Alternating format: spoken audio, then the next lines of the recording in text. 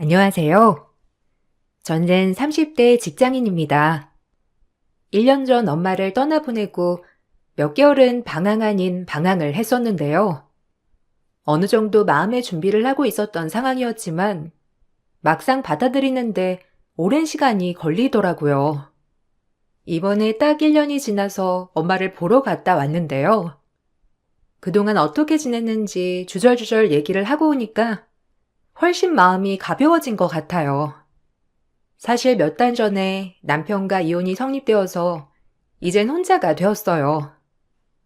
끝까지 남편은 이혼을 원치 않았던 상황이라 길고 긴 시간 끝에 마무리를 하게 되었는데요. 마음이 약해졌던 시기도 있었지만 잘 마무리할 수 있어서 다행이라 생각을 해요. 주변에는 서로 맞지 않아 헤어졌다고 말을 하고 있는데 사실은 여러 가지 사건이 있었거든요. 주변에 쉽게 말하지 못했던 얘기를 여기서 속 시원하게 털어놓아 보려고요. 결혼을 할 당시 남편은 잘 나가는 사업가였고 저는 그냥 평범한 직장인이었죠. 매달 버는 돈도 달랐지만 시댁은 양가 부모님이 모두 계시고 부족하지 않은 넉넉한 집안이었지만 저희 집은 홀어머니의 외동딸이었어요. 그래서 그런지 시모는 절 엄청 못마땅해 하셨죠. 상견례 자리에서도 대놓고 저희 엄마에게 못마땅함을 표현하시기도 했어요. 솔직히 말해서 우리 진영이가 뭐 하나 빠질 곳이 없잖아요. 주변에서도 진영이만 소개해달라고 아우성인데 사실 저는 그 주변에서도 딱 마음에 드는 사람을 고르기 어려웠거든요. 근데 진영이가 뜬금없이 결혼을 하고 싶은 여자가 있다고 해서 얼마나 기대를 했는지 모릅니다.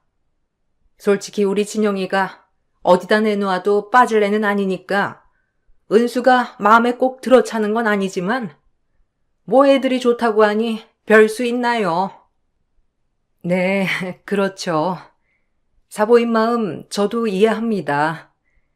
저도 딸 자식 있는 입장에서 부족하지 않은 집안에 장가 보내고 싶은 부모 마음 충분히 이해합니다. 저희 은수가 부족하게 보이시겠지만 저보다 훨씬 똑똑하고 잘 해낼 겁니다.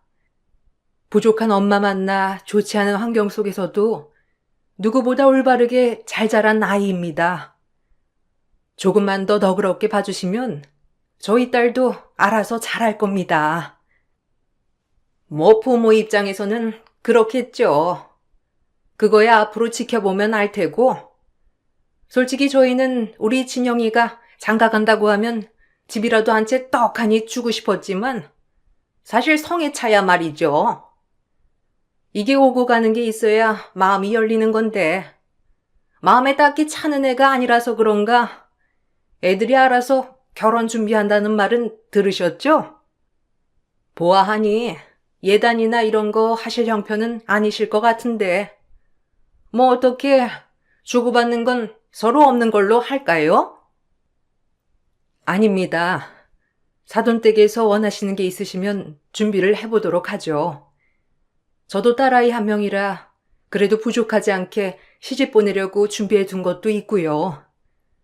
애들 결혼하는데 저도 많이 보태겠습니다. 시모는 상견례 자리에서도 저와 저희 엄마를 무시했어요. 사실 그 자리에서 뛰쳐나오고 싶었지만 엄마는 제 마음이 더 중요하시다면서 꾹 참으셨죠.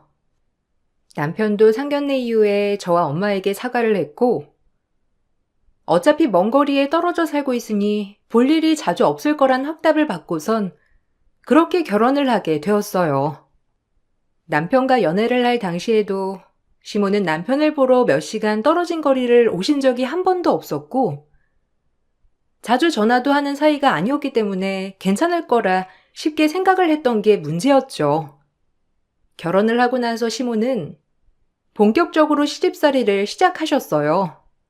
회사에 있을 때 회의에 한 번 들어가면 전화를 확인하지 못할 때가 많이 있었는데 시모는 받을 때까지 전화를 거시더라고요. 하루는 회의가 끝나고 부재중 전화가 70통 넘게 찍혀 있었을 때가 있었어요. 어머님, 무슨 일 있으세요? 회의 가느라고 전화 오는 것도 모르고 있었어요. 무슨 일 있으셨어요? 전화가 70통이나 찍혀 있어가지고 놀랐어요. 어디 사고라도 나신 거예요? 아니면 아버님 또 쓰러지셨어요? 남편도 지금 전화가 안 되고 그래서 깜짝 놀랐어요. 무슨 일 있으셔서 전화 주신 거예요? 내가 뭐 무슨 일 있어야 너한테 전화할 수 있니? 어떻게 시어머니가 전화를 하는데 한 통을 안 받아? 네 목소리가 얼마나 비싸길래 70통이나 해야 겨우 통화할 수 있는 거니? 시어머니를 무시하는 것도 아니고 어떻게 전화를 안 받아? 회의를 하면 한다고 미리 메시지라도 보내놓던가. 언제 내가 전화를 할지 알고 그렇게 핸드폰을 놓고 다녀? 무슨 일 있어요, 어머님? 회의실 보안 때문에 핸드폰은 들고 들어가지 못해서요. 회의가 길어지는 바람에 전화 확인을 이제야 한 거예요. 급한 일이시면 남편한테 연락 먼저 해보시지. 무슨 일 있었나요? 별일은 아니고 그냥 우리 아들 아침에 뭐 먹었나 해가지고 전화해봤다. 애가 저번에 보니까 너무 기운이 없고 살도 쭉 빠졌더라고. 아침은 잘 챙겨주고 있는 거니? 내가 말했잖니? 아침을 든든하게 먹어야 밖에 나가서 제대로 일할 수 있는 거라고. 걔가 아침은 안 먹겠다고 해도 네가 억지로라도 먹여야 돼. 일찍 일어나서 먹으라고 하지 말고 밥상 싹 다 차려지면 깨우고. 알았지? 아침밥 때문에 전화 주신 거예요? 남편 아침밥 안 먹어요, 어머님. 지금까지 살면서 아침밥을 먹어본 적이 없는데 갑자기 결혼했다고 아침밥 먹는 게 불편하다고 해서 요즘은 안 먹고 간단하게 주스 갈아주고 있어요. 그것도 안 먹겠다고 하는 거 그래도 먹으라고 해서 먹이고 있는데 아마 남편이 주스도 안 먹겠다고 할 것 같아요. 결혼해서 네가 해야 할 일이 뭔지 모르겠니? 남편 아침밥을 꼭 챙겨줘야지. 네 회사가 중요하니? 남편이 중요하니? 너 가끔 보면 결혼 안 한 사람처럼 행동하더라. 너한테 중요한 건 네 남편이야. 어떻게 아침밥도 제대로 안 챙겨주고 꼴랑 주스로 끝내려고 해? 이제부터 아침마다 아침밥상 사진으로 찍어서 나한테 보내. 반찬은 매일매일 새벽에 새로 만들어야 하는 거 알지?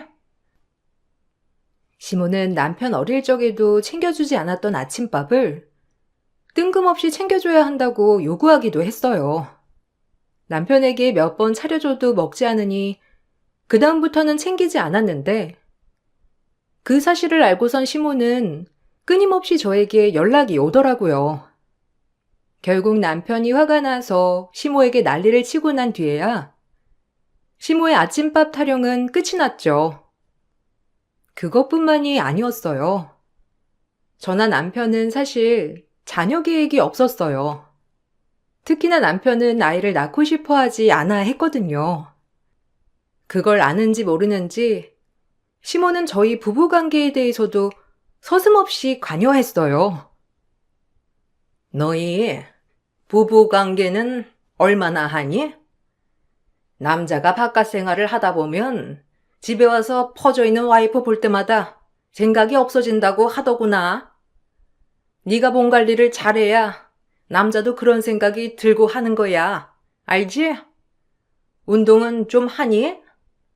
요즘 애들은 결혼 전에 관계를 너무 많이 해가지고 남자들이 결혼하고 나서 잘 못 느끼는 경우도 많다고 하던데. 넌 혹시 그런 거 아니니? 네? 지금 무슨... 어머님, 그런 건 저희가 알아서 할게요. 그리고 남편이 아이 생각 없다고 말씀드렸잖아요. 저희 아이 낳을 생각 없어요, 어머님. 손주 계속 요구하면 남편은 아예 자기가 피임을 하겠대요. 간단하게 끝난다고 하니까 그럴 생각도 있다고 하는데 어머님 자꾸 저희한테 손주 얘기하시면 저도 굉장히 난감해요. 걔가 아직 자식이 없어서 그런 거지. 막상 나가보면 좋아할걸? 여자가 그래서 잘해야 하는 거야. 남자가 아무리 싫다고 해도 적극적으로 나서면 참을 수 있겠니? 너도 좀 관리를 하렴. 밖에서 만나는 여자들은 얼마나 몸매도 좋고 예쁘겠어. 그래도 본처가 자리를 잘 지키고 있으면 밖에서 딴 여자 품고 왔어도 집에는 돌아오니까 너무 그런 걸로 잔소리도 하지 말고. 내가 아는 뿌띠 시술 하는 것도 있는데 좀 헐거우면 그런 것도 가보는 것도 낫지 않겠니? 경악스러운 시모의 말에 전 할 말을 잃었죠.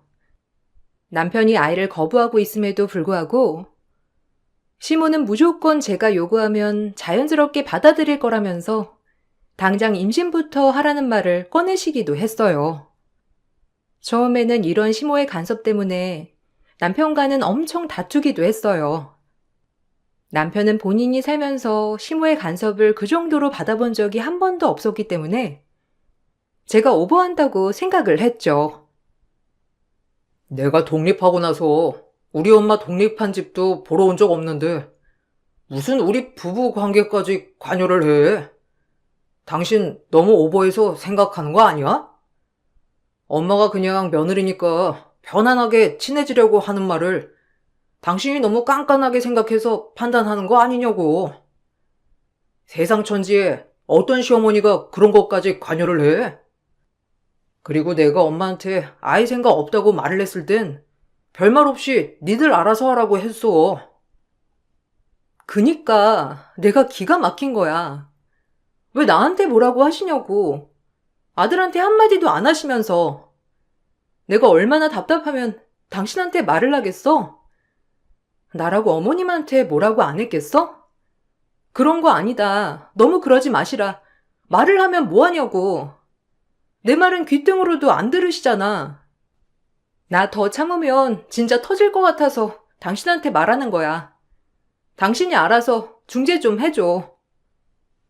엄마가 도대체 뭘 한다고 내가 중재를 해? 여길 찾아오기래. 아니면 당신한테 와서 집안일을 하라고 해. 뭐래? 그냥 친해지려고 전화 좀 하는 거 가지고 내가 전화해서 전화도 하지 말라고 해? 당신 너무 시어머니라고 배척하는 거 아니야? 내가 보기에는 엄마가 뭘 잘못했는지 모르겠어. 어른이 좀 잔소리할 수도 있는 거지. 당신도 며느리 처음이잖아. 뭐? 지금 그걸 말이라고 해? 당신 내가 보여줬잖아. 어머님 부재중 전화 나한테 수십 통이나 남긴 거. 그거 보고서도 지금 나한테 어머님이 잘못이 없다고 한다고? 아, 진짜 팔은 안으로 굽는다더니. 당신 진짜 웃긴다. 효자가 따로 없네. 솔직히 우리 엄마가 당신한테 연락해서 이래라 저래라 한 적 있어? 우리 엄마는 한 번 한 적 없는데 어머님은 매일같이 나한테 연락 와서 이래라 저래라 하는 게 안 인상하다고? 옛날 사람이잖아. 엄마는 시집살이 당신보다 훨씬 심하게 당했고 그걸 알면서 엄마가 왜 당신한테 그러겠어? 엄마는 당신 챙겨주려고 하는 거라니까. 너무 까탈스럽게 생각하지 말고 엄마 속마음을 좀 알아봐. 당신도 나중에 나이 먹으면 그때 돼서 우리 엄마가 왜 그랬는지 알게 될 거야. 친정 엄마보다 5살이나 더 어린 시모는 훨씬 더 옛날 사람처럼 구셨죠.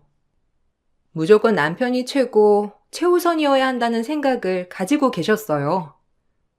처음에는 전화로 시작되었던 잔소리가 어느 순간부터는 직접 시댁으로 오라고 요구하시기 시작하셨어요. 결혼을 한 지 몇 달이 지나고 난 후부터 시모는 줄기차게 주말마다 시댁으로 오라고 하셨죠. 어머님, 이번 주 저 회사에 일정이 있어서 못 내려가요. 남편도 주말에는 사업 때문에 바쁘고요. 특별하게 일 있는 거 아니면 다음에 갈게요. 무슨 일 있으신 건 아니시죠? 남편이 전화했을 땐 어머님 별일 없으시다고 하셨잖아요. 저랑 남편 다 일정 있어서 이번 주는 안 될 것 같아요. 아마 이번 달 말쯤에 좀 한가할 것 같은데 그때 같이 내려갈게요. 아들이 내려올 필요가 뭐가 있니? 너 혼자 오면 되지.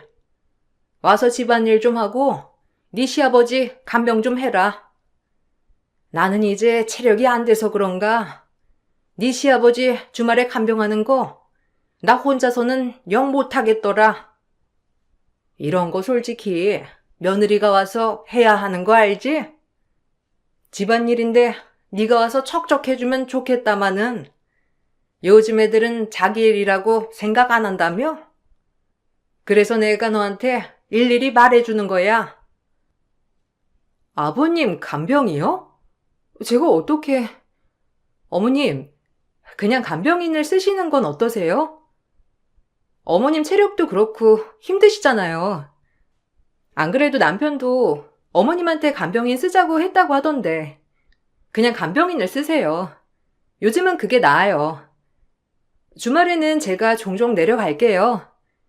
이번에는 회사 일 때문에 안 되고 일 없을 때는 저도 내려가서 도울게요. 남의 손을 빌리라는 거니? 그럴 필요가 뭐가 있어? 이런 거 며느리가 알아서 하는 거라니까? 그리고 가족일보다 중요한 게 뭐가 있니? 너는 어떻게 시아버지가 몸져 누워있는데 한 번을 안 내려와서 간병도 안 하고. 에휴, 우리 애들이 착해서 너한테 뭐라고 안 하는 거지? 원래 이런 건 다 며느리가 알아서 하는 거야. 어떻게 시어머니가 직접 전화를 하게 만들어? 어머님, 저번에도 저 혼자 내려가서 집안일 싹 다 해드리고 했잖아요. 다른 식구들은 그 근방에 살면서도 한 번도 얼굴 안 비친다면서 저한테 하소연도 하셨으면서 어떻게 그렇게 말씀을 하세요? 잔말 말고 이번 주반에 내려와서 네 시아버지 간병해. 시어머니까지 알아놓게 할 생각하지 말고. 네가 그렇게 나오면 너뿐만 아니라 네 부모까지 욕먹이는 거야. 세상 천지에 며느리가 시댁 안 챙기는 거 봤니? 너 같은 며느리는 아무도 없을 거다. 시부가 질환이 있어 가끔씩 혼자 생활을 하기 어려울 때가 있었는데 그때마다 시모는 다른 식구들에게는 연락도 안 하고 저에게만 와서 간병하라는 말을 하시곤 했죠. 다른 식구들은 직장도 안 다니고 집에서 쉬고 있어도 한 번을 부르지도 않으셨어요. 거기다가 다른 자식들이 돈을 모아서 간병비를 주겠다고 해도 굳이 며느리가 간병을 할 수 있다면서 고집도 부리셨어요. 언젠가는 남편이 사업차 접대를 하고 늦게 들어왔던 적이 있었는데 여자들과 같이 밤새 놀았던 걸 알고서는 저와 크게 다퉜던 날도 있었죠. 그때 제가 남편에게 이혼하겠다고 통보를 했었는데 어떻게 한 건지 시모가 저를 찾아와서는 엄청 화를 내시더라고요. 너 아들한테 이혼하자고 했니? 어떻게 네 입에서 그딴 말이 나와? 이혼이 뭐 쉬운 줄 알아? 남자가 바깥 일을 하다 보면 그럴 수도 있는 거지. 그거 하나 감수도 못하면서 우리 아들이랑 결혼하겠다고 한 거야? 아들 돈으로 쉽게 놀고 먹으면서 살면서 어떻게 이혼하자는 말을 그렇게 쉽게 해? 당장 우리 아들한테 전화해서 사과하고 집으로 들어오라고 해. 어머님, 어떻게 그러실 수 있으세요? 남편 밖에서 여자 끼고 놀다가 들어왔어요. 밖에서 뭔 짓까지 했는지 알 수도 없고요. 그런 거 알면서도 저한테 지금 제가 잘못했다고 하시는 거예요? 어머님도 저한테 말씀해 주셨잖아요. 아버님 젊었을 때 하도 여자들이랑 놀아나서 내내 눈물바람이었다고. 저한테 어머님이 말씀하셨으면서 어떻게 저한테 그런 말을 하세요? 너 지금 시어미한테 따지는 거냐? 네가 이렇게 독하게 나오니까 아들이 밖으로 놔두는 거 아니야? 네가 집에서 고분고분하게 남편 말을 들었으면 걔가 밖에서 다른 여자랑 놀아날 일이 뭐가 있어? 네가 잘하지 못해서 그런 건데 누구를 탓하니? 그리고 사업하는 사람이 접대하려고 하면 여자 좀 끼고 살 수 있는 거지. 그거 가지고 이 난리를 피워야 되겠어? 잔말 말고 얼른 집에 들어오라고 하고 너는 밥상 차려놔. 내가 들어오라고 할 테니까. 너는 집에서 아내로서 해야 할 일이 뭔지를 모르는 것 같아. 바짝 엎드리면서 남편 떠받들고 살아야지. 뭐 하는 거야? 집에서 남자 자존심을 세워줘야 밖에서도 일을 잘하는 거야. 대꾸조차 하고 싶지 않았던 시모의 말이었지만 사실 전 시모를 신경 쓸 겨를도 없었어요. 이때쯤 남편의 사업은 눈에 띄게 힘들어지기 시작했어요. 남편은 어떻게든 사업을 다시 일으켜 세우려고 했지만 생각보다 쉽지 않았던 모양이었어요. 결국 시댁에도 도와달라고 요청을 했고 시댁에서는 본인들 명의 집을 남편에게 넘겨주셨죠. 남편은 겨우 집 명의로 대출을 받아서 사업 자금을 마련했더라고요.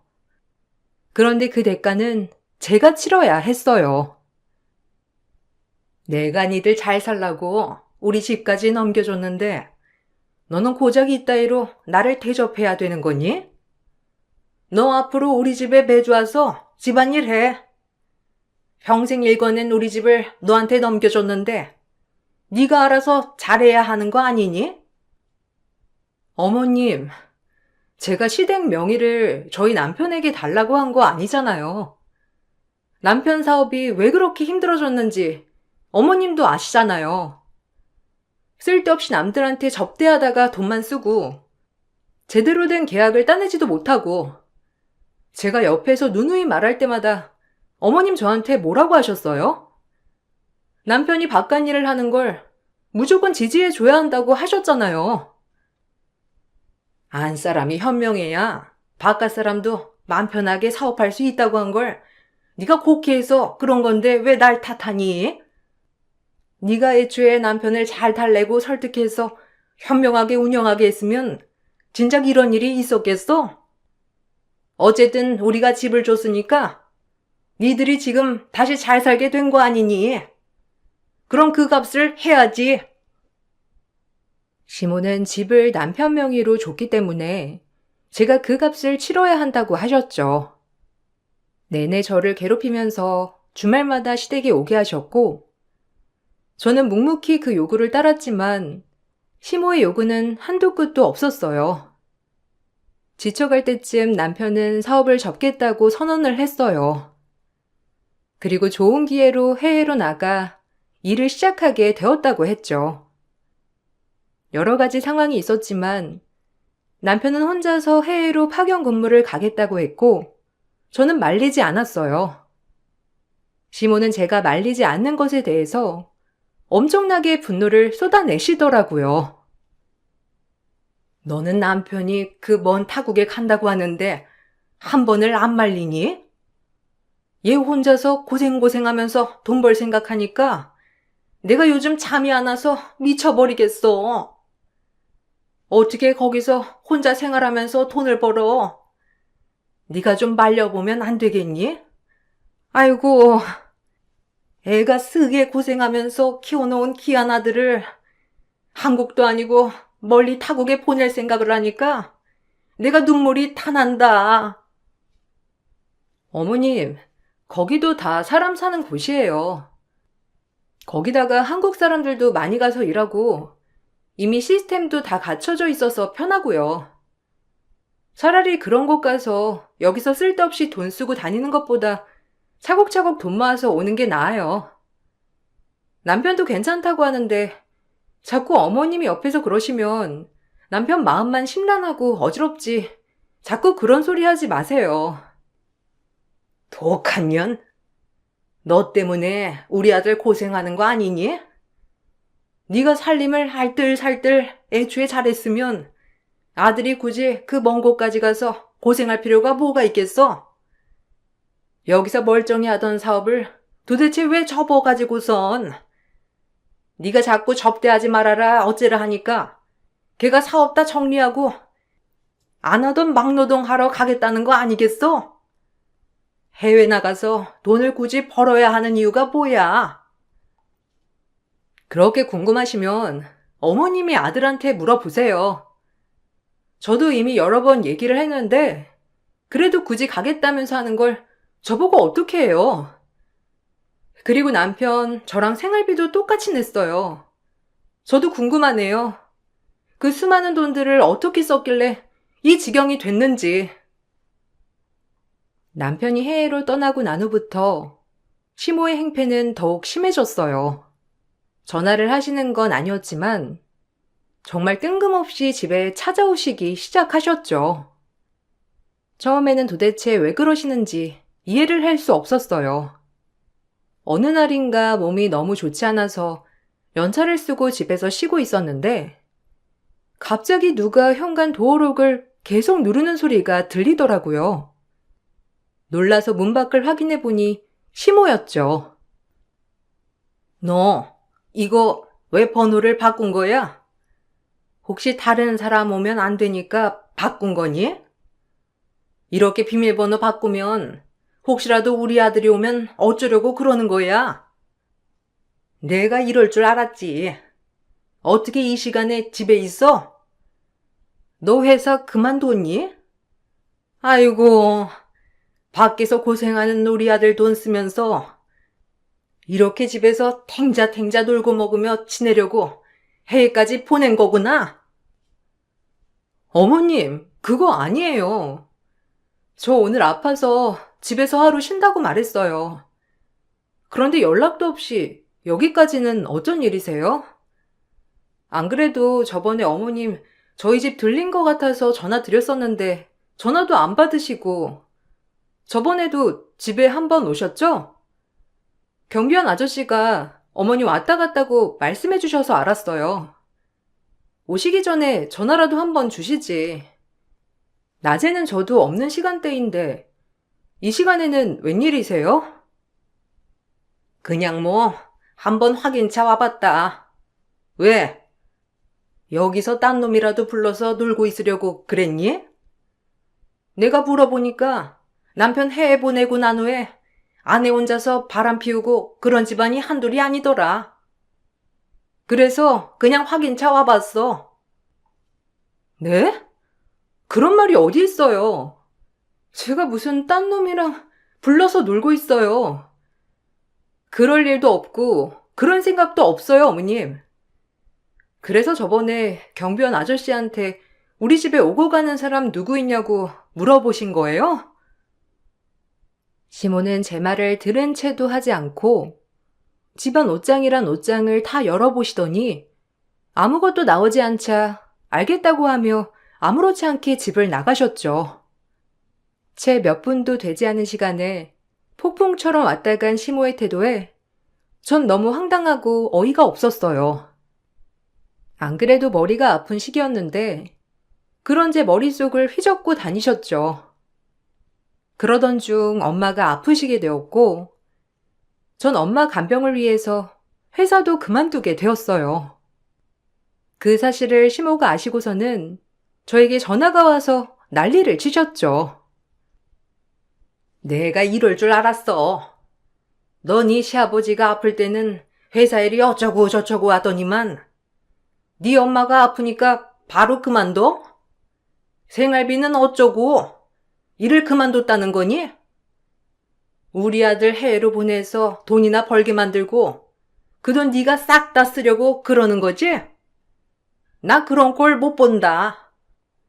네 엄마 아픈데 병원비 한 푼이라도 쓰면 나 진짜 가만 안 있을 거야.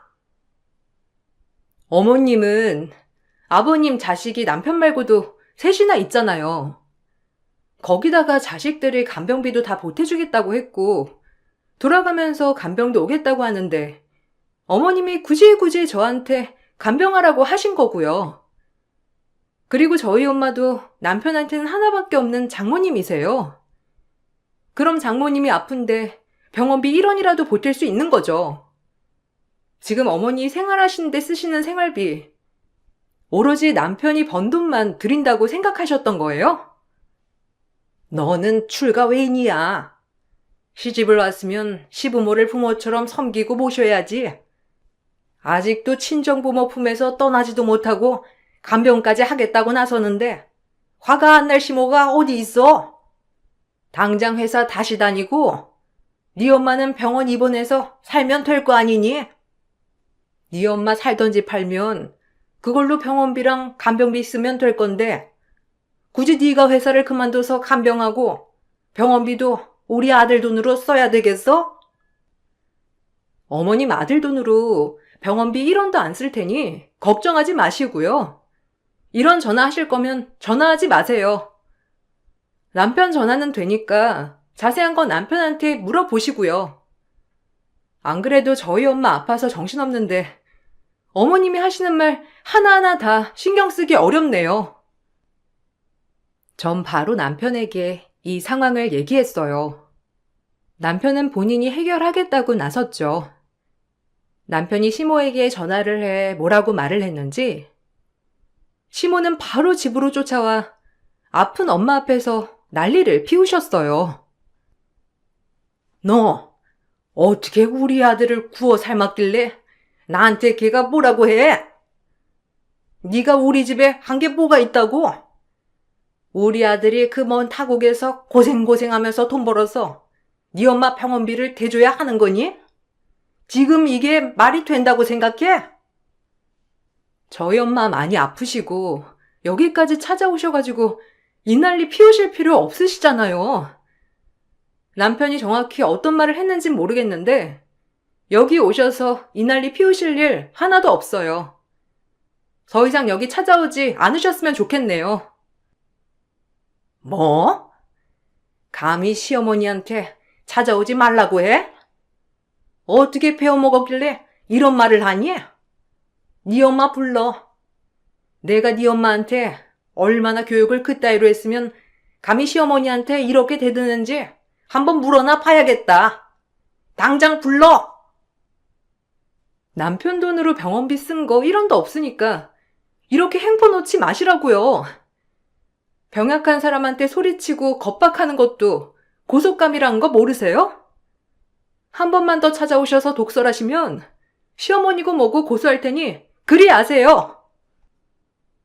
시한부 선고를 받은 엄마를 당장 부르라는 시모를 보면서 사람이 이렇게 미워질 수도 있구나 싶은 생각이 들더라고요.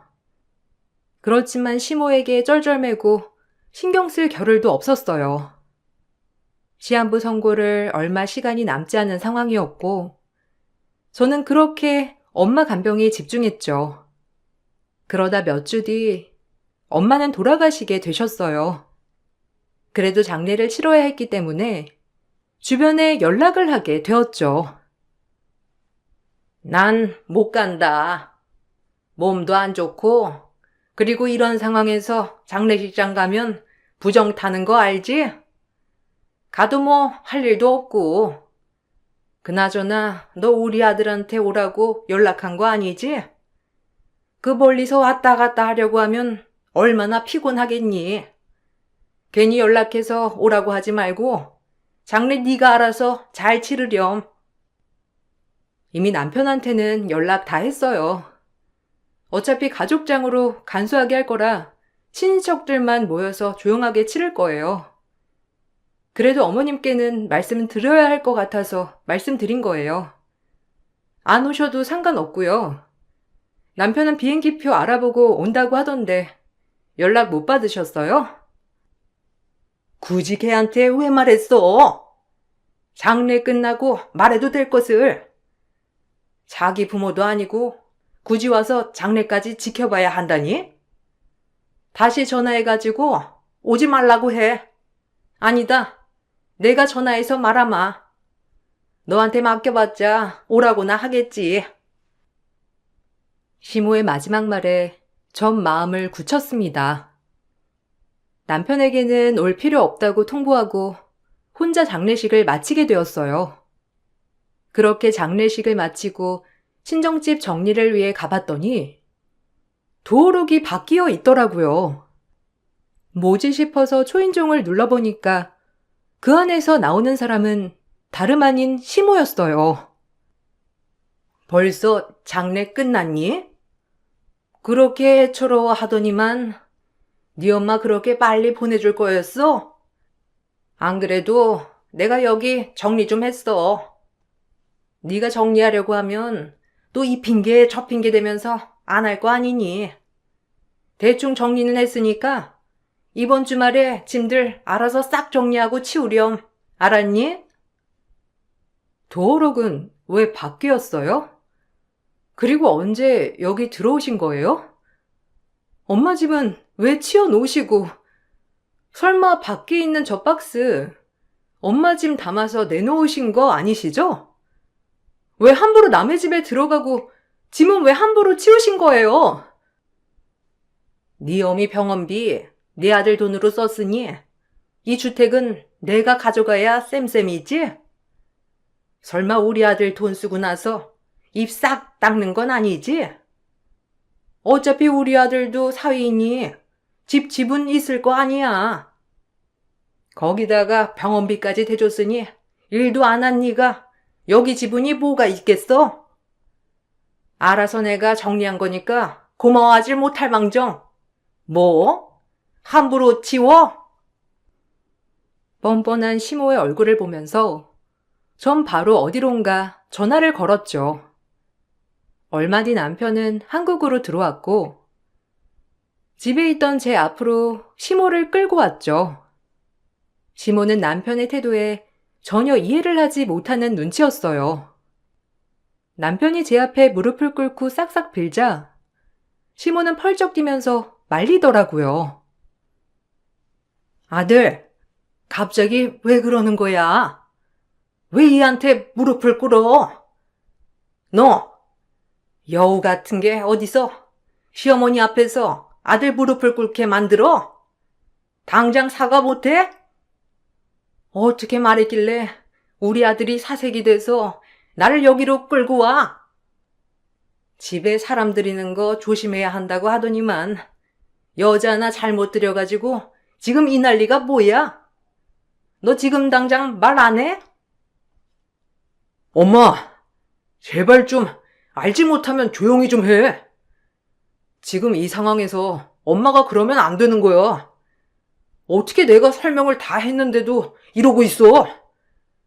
여보, 내가 진짜 잘못했어.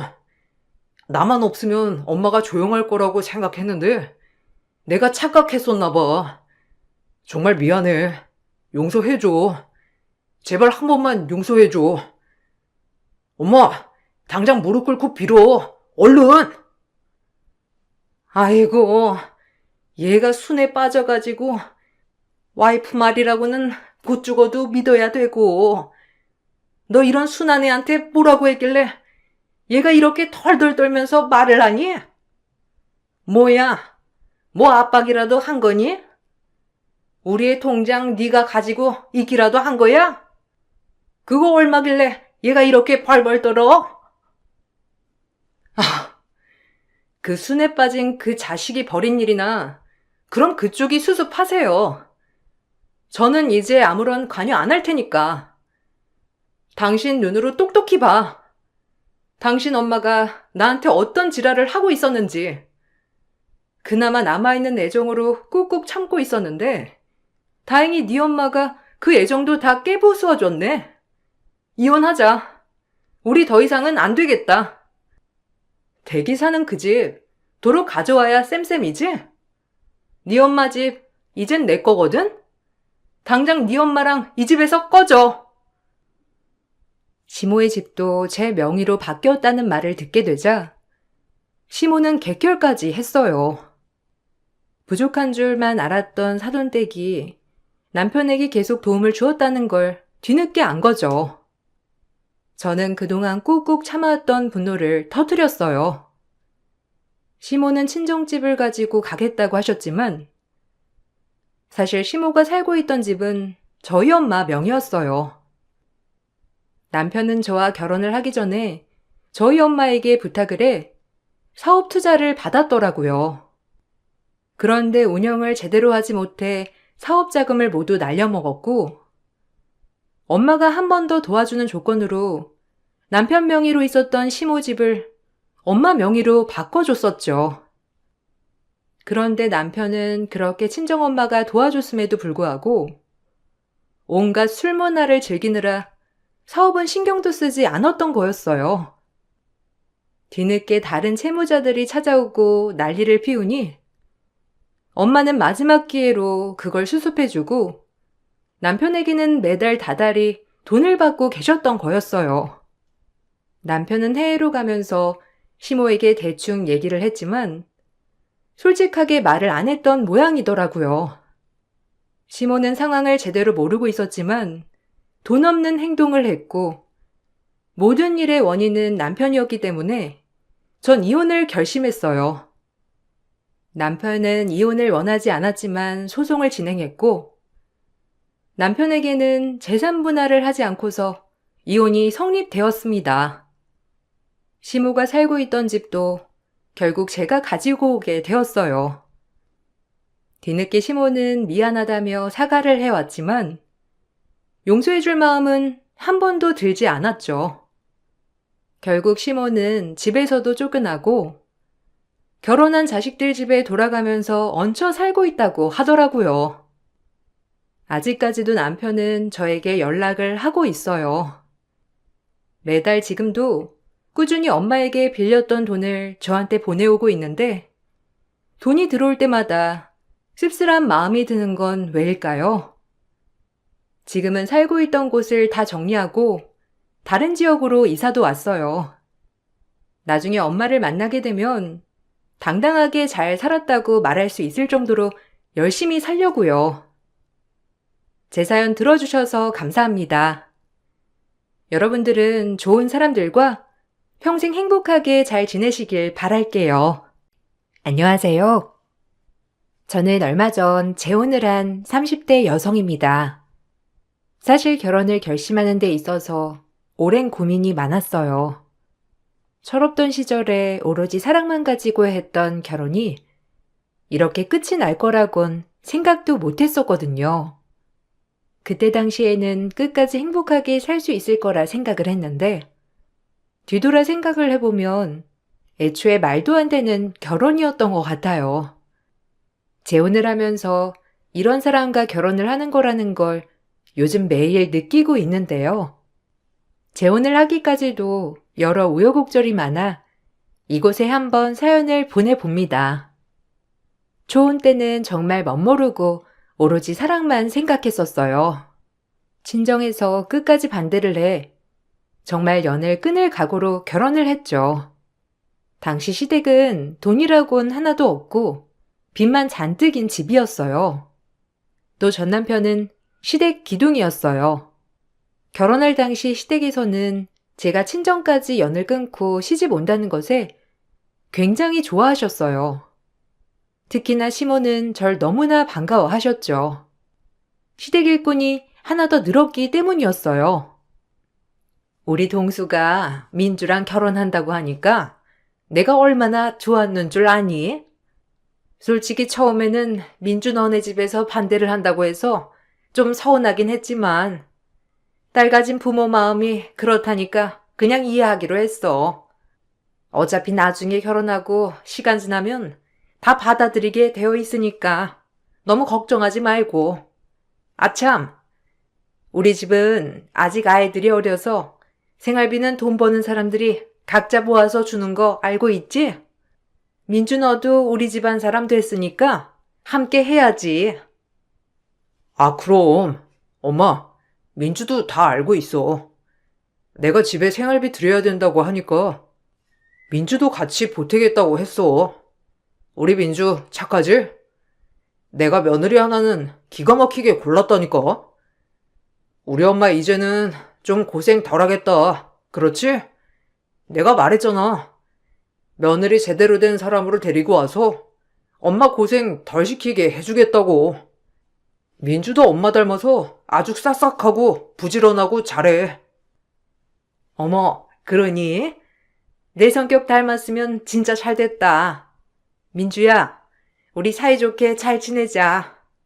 솔직히 시어머니랑 며느리 관계는 어렵다고들 말하지만 그건 다들 하기 나름 아니겠니? 나는 너랑 잘 지내고 싶어.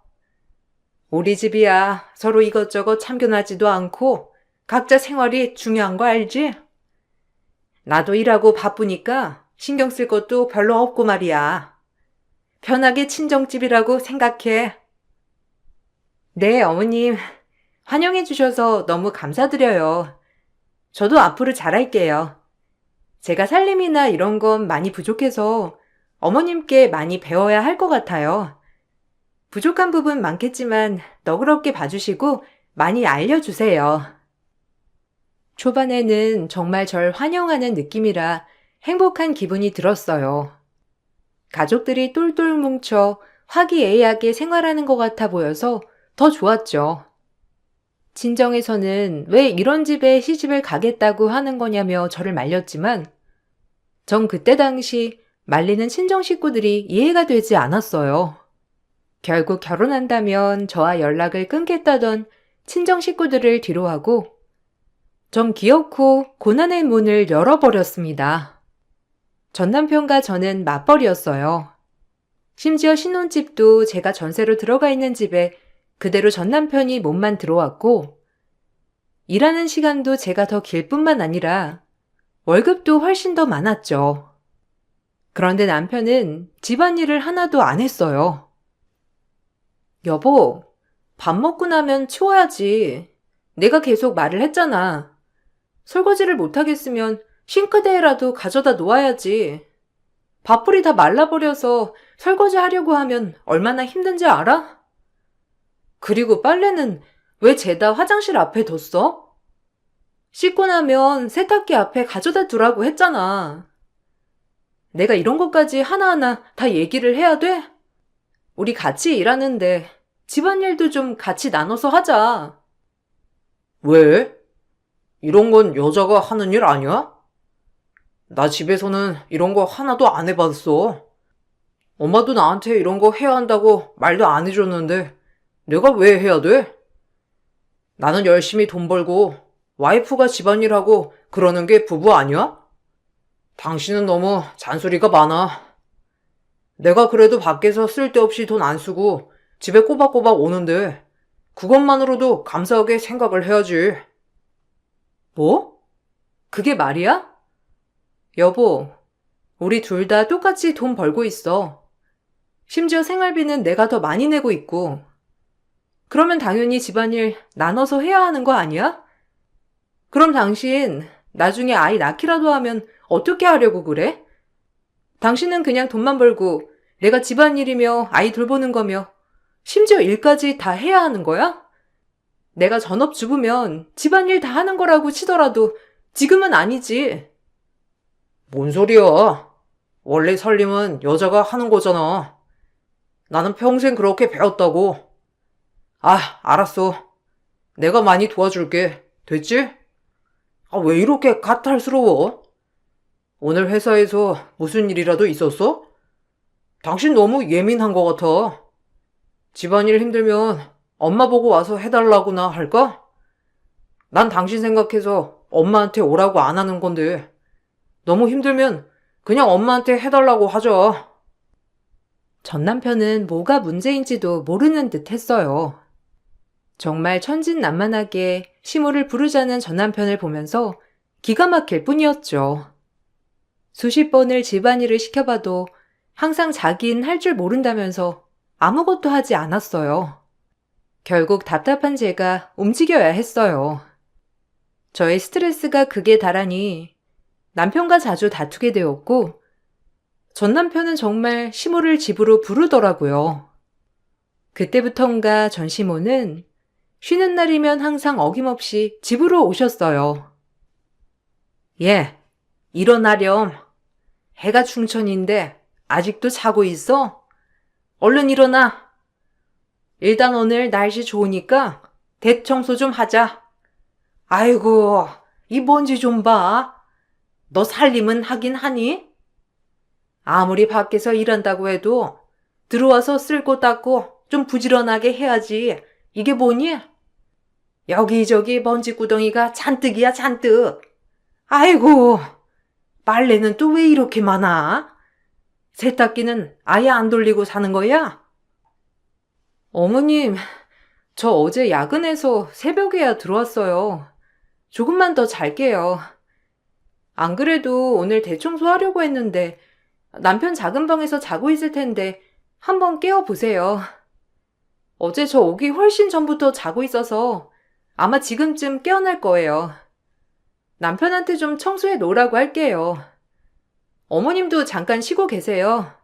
제가 잠이 부족해서 주말에 몰아서 쉬고 있거든요. 평일 내내 고생하네. 주말까지 깨워서 고생시키게? 너는 남편이 밖에서 열심히 일하고 오면 집안 살림 싹 해놓을 생각은 안 하고 피곤한 남편 부려먹을 생각만 하는 거니? 됐다. 아들은 내버려 두고 너랑 나랑 둘이서 깨끗이 치우자. 어차피 남자들 손에 맡겨봤자 깔끔하게도 안 하고 여자들끼리 해야 빨리 되고 깔끔해서 좋아. 너도 늦게까지 잘 생각하지 말고 얼른 일어나. 저 남편보다 훨씬 더 많이 일하고 늦게 퇴근해서 자는 시간도 적어요, 어머님. 그렇게 따지면 제가 더 많이 고생하는걸요? 1시간만이라도 더 잘게요. 제가 몸도 별로 안 좋아서 그래요. 대청소 제가 할 테니까 어머님 오늘은 집으로 가세요. 제가 이따가 일어나서 시작할게요. 왜? 나 가면 우리 아들 시키게? 난 그 꼴 못 본다. 얼른 네가 일어나. 너랑 나랑 후딱 하면 될걸. 이렇게 말씨름할 시간에 얼른 일어나서 하겠어. 날씨 좋으니까 이불 빨래도 좀 하자. 너 몸 피곤하니 오히려 잘 됐네. 낮에 많이 움직여야 저녁에 푹 자는 거야. 네가 움직이질 않으니 저녁에 잠을 제대로 못 자서 자꾸 피로가 안 풀리고 그러는 거지. 오늘 열심히 움직여서 저녁에 푹 자렴. 전시모는 제가 쉬는 꼴을 못 봤어요. 심지어 그때 당시 전 임신을 한 상태였음에도 불구하고 전혀 제 몸 상태를 고려해 주시지 않으셨죠. 결혼을 결심하고 허니문 베이브를 가졌던 저는 입덧도 심했지만 어느 누구 하나 절 배려해주는 사람은 없었어요. 오히려 전시모는 혹시라도 제가 돈을 안 벌까봐 복직 시기를 매번 물어보시기도 했어요. 그나저나 너 출산일이 언제라고 했지? 그럼 출산일 전까지 일은 하겠네? 그래, 그게 낫겠다. 요즘 애들 들어보니까 출산 예정일 뭐 1달 전, 2달 전부터 휴직한다고 하던데 그렇게 쉬어가지고 뭐 하겠어? 배도 나왔는데 집구석에나 있지. 너는 그렇게 하지 말고 낳기 전날까지 일해. 내가 아이 낳아보니까 그래도 괜찮더라고. 그런가요? 회사에서는 막달 가까워지면 몸도 무겁고 일하기도 힘들 거라고 해서 2달 전부터 편할 때 쉬라고 했는데 저도 그게 나을 것 같아요.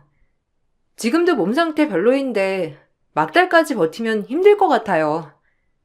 주변에도 물어보니까 막달 때까지 일하는 분들은 많지 않다고 하더라고요. 지금도 힘들면 단축 근무도 할 수 있다고 해서 신청할까 생각 중이에요. 뭐? 단축 근무? 너 그렇게 하면 월급 줄어드는 거 아니니? 아이고, 얘. 돈이 하늘에서 떨어지니? 아니면 땅에서 솟아나니? 차라리 회사에서 힘들다고 하면서 쉬운 일 받아야 할 생각을 해야지. 단축 근무는 무슨? 벌 수 있을 때 부지런히 벌어야 좋은 거야. 나중에 너 어차피 아이 낳고 나면 복직하기 전까지 푹 쉬고 지낼 텐데 벌써부터 단축해 쉴 생각을 하는 거야? 아이 낳으면 아이 육아하느라 쉴 틈 없죠, 어머님. 저희 회사에도 이번에 출산하신 분 계신데 들어보니까 잠도 제대로 못 주무시더라고요. 차라리 일찍 휴직해가지고 잠 충분히 자두는 게 좋다고 저한테 말하셨어요. 어머님도 남편 어릴 적에 유별나서 하루에 2시간 이상 주무신 적 없다고 하셨잖아요. 그건 애마다 다르지 뭐. 네 애는 통잠 잘 수도 있는 거고. 애 잘 때 틈틈이 자면 되는 걸 뭐가 문제야?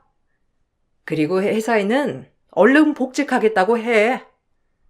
한 100일 정도 지나면 어린이집 보낼 수 있잖아. 요즘은 어린이집에서 다 알아서 해준다더라.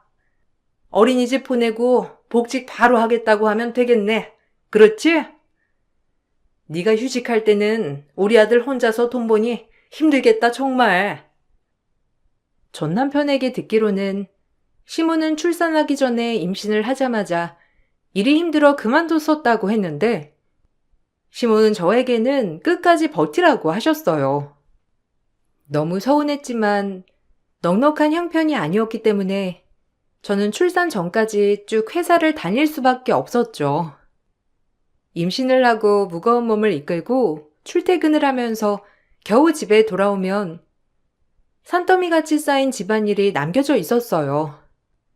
주말에 몰아서 할까 생각도 여러 번 했지만 그럼 시모의 잔소리를 들어야 하니 전 꾸역꾸역 퇴근 후에도 집안일을 해야만 했어요. 그렇지만 남편은 일만 성실하게 다니면 남편으로서의 몫을 다 한 거라고 생각을 했어요.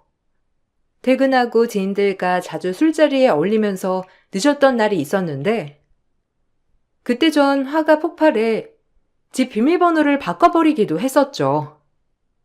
그 사실을 알고선 시모가 난리가 나서 새벽에 집까지 찾아오시기도 했어요. 너 정말 제정신이니? 어떻게 남편이 집에 들어오지도 않았는데 집안 비밀번호를 바꿀 생각을 해? 넌 남편이 밖에서 새벽 내내 술 마시고 놀았으면 좋겠니?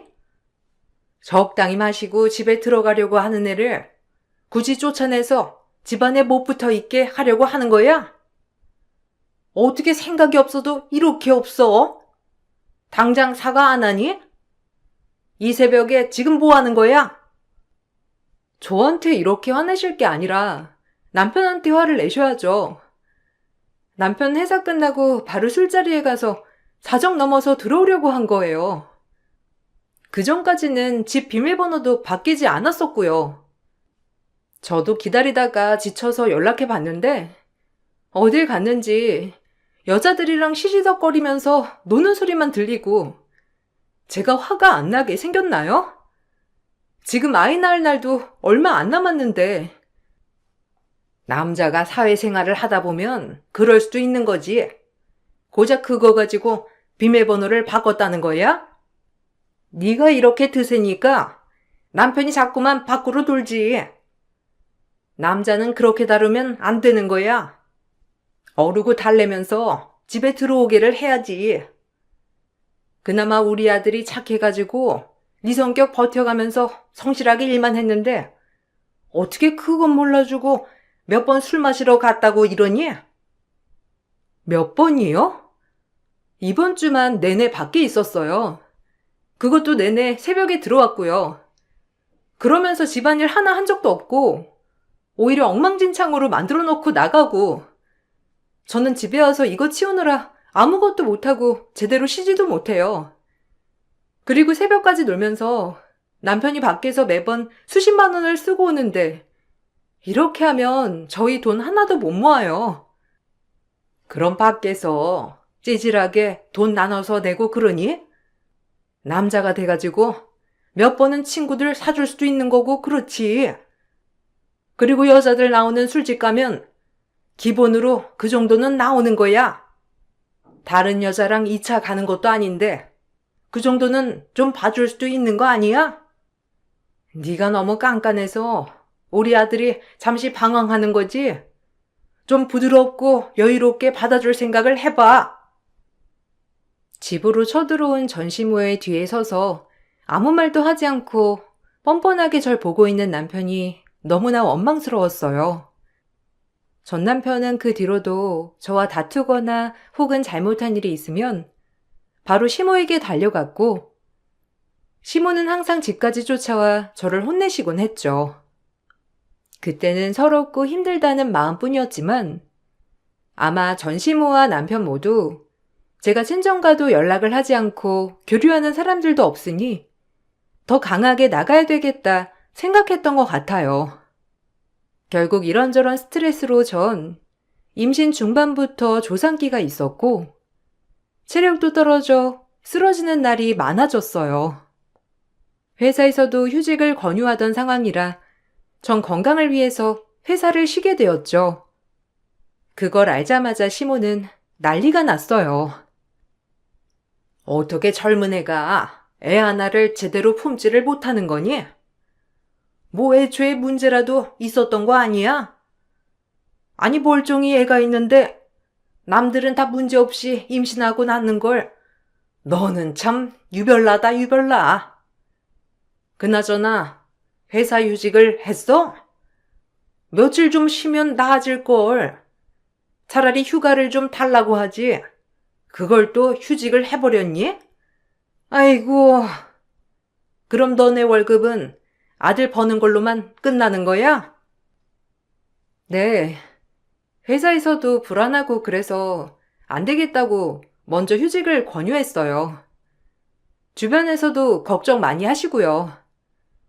병원에서도 이렇게 있다가는 아이도 물론이고 저도 위험할 수 있다고 해서 쉬는 게 최선인 것 같아요. 일단은 몸 나아지는 거 보면서 중간중간 출근할 수 있으면 가보려고요.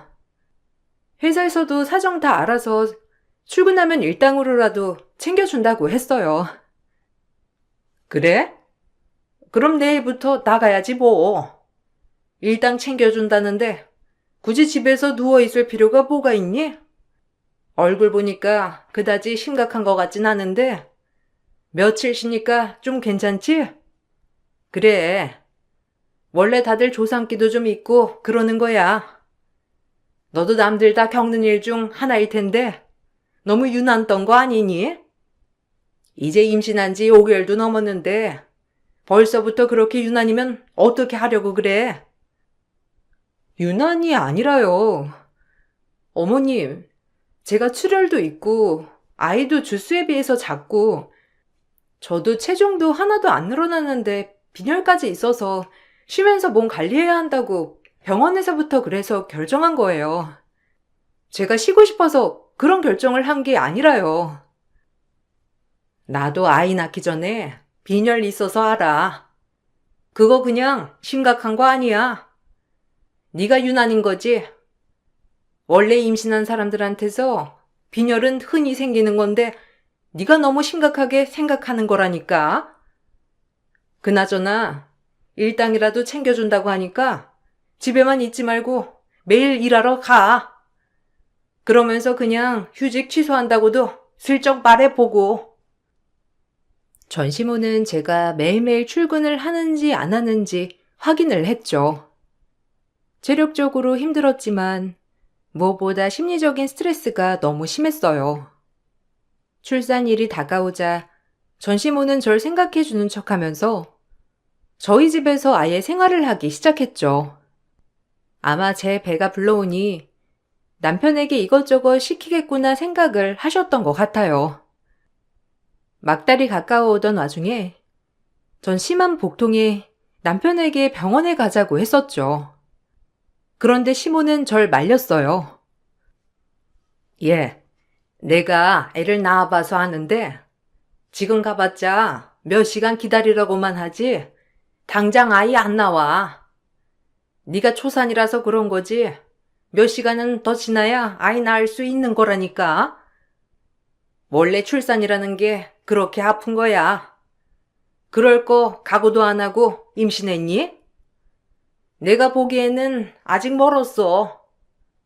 눈앞이 노래져야 그때서야 아이 나오지. 말 똑바로 하는 거 보니까 아직 멀었네. 아니요. 지금 진짜 당장 나올 것 같아요. 아까 이슬도 비쳤고 양수도 터진 것 같아요. 병원에 가봐야 할 것 같은데 남편은 어디 갔어요? 아이 태동도 갑자기 줄어들고 뭐가 계속 새는 느낌인 게 양수도 터진 것 같아요. 어머님, 남편 좀 불러주세요. 네 남편 잠깐 요 앞 슈퍼에 갔어. 지금 가도 너 당장 애 못 낳는다니까. 그리고 양수는 무슨? 아직 해산일도 남은 애가. 양수가 아니라 소변이겠지. 원래 막달 다가오면 소변 실수도 하고 그러는 거야. 그러게, 너 아까부터 물을 너무 많이 먹더라. 거기 그냥 우두커니 서 있지 말고 밥상이나 차려라. 아들 갔다 오면 바로 밥 먹게 지금 차려두자. 제 상태는 전혀 생각하지 않고 밥상이나 차리라는 말을 들으니 더 이상 참을 수가 없었어요. 머리가 팽팽 돌면서 심한 복통이 몰려왔고 전 바로 밖으로 나가 택시를 타고 병원으로 향했죠. 오히려 택시 기사님이 제 남편인 것처럼 병원 안까지 부축해 데려다 주셨고 심지어 제 안부를 물으러 병원까지 오셨을 정도였지만 가족이라고 하는 시댁 식구들은 얼굴도 보이지 않았어요. 응급실로 향한 전 긴급 수술을 해야만 했어요.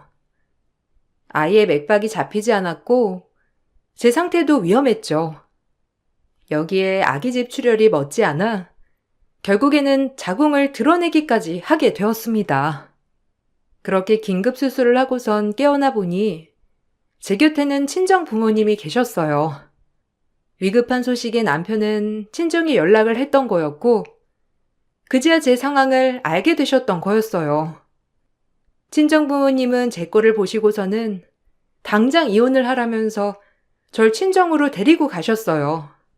며칠 뒤 전 남편이 친정으로 찾아왔죠. 그렇게 반대하던 결혼했으면 잘 살 것이지. 결국 우리 딸 이런 꼴로 만들어. 나 자네 용서 절대로 못하네. 당장 우리 딸이랑 헤어지게. 지금 마음 같아서는 자네 얼굴이라도 내려쳐도 속이 시원하지 않겠지만 그래도 자네도 자식을 잃은 거나 마찬가지이니 그냥 이렇게 정리를 하는 게 나을 것 같네. 딸 몸 회복되는 대로 서류는 작성해서 보낼 테니 군말 말고 헤어지게. 아내 몸이 이렇게 된 건 저도 미안하게 생각합니다, 아버님. 그렇지만 이혼은 저와 아내가 결정할 문제이지 이렇게 아버님, 어머님께서 관여하실 문제는 아니라고 생각합니다. 저희가 애도 아니고 부모님이 끼어들어서 이래라 저래라 해서는 안 되는 거 아닌가요? 어떻게 퇴원을 하고선 바로 여기로 데리고 오실 수가 있나요? 말을 해도 전 아내랑 말을 할게요. 뭐? 자네 지금 뭐라고 했나? 내 딸을 이렇게 엉망진창으로 만들어 놓고선 뭐? 관여할 일이 아니라고? 그러면 자네 어머니는 왜 그렇게 간섭하신 건가? 내가 아무것도 모를 줄 알고 그러는 거야? 그렇게 지독하게 우리 딸 괴롭히고선 정말 책임이 없다고 생각해?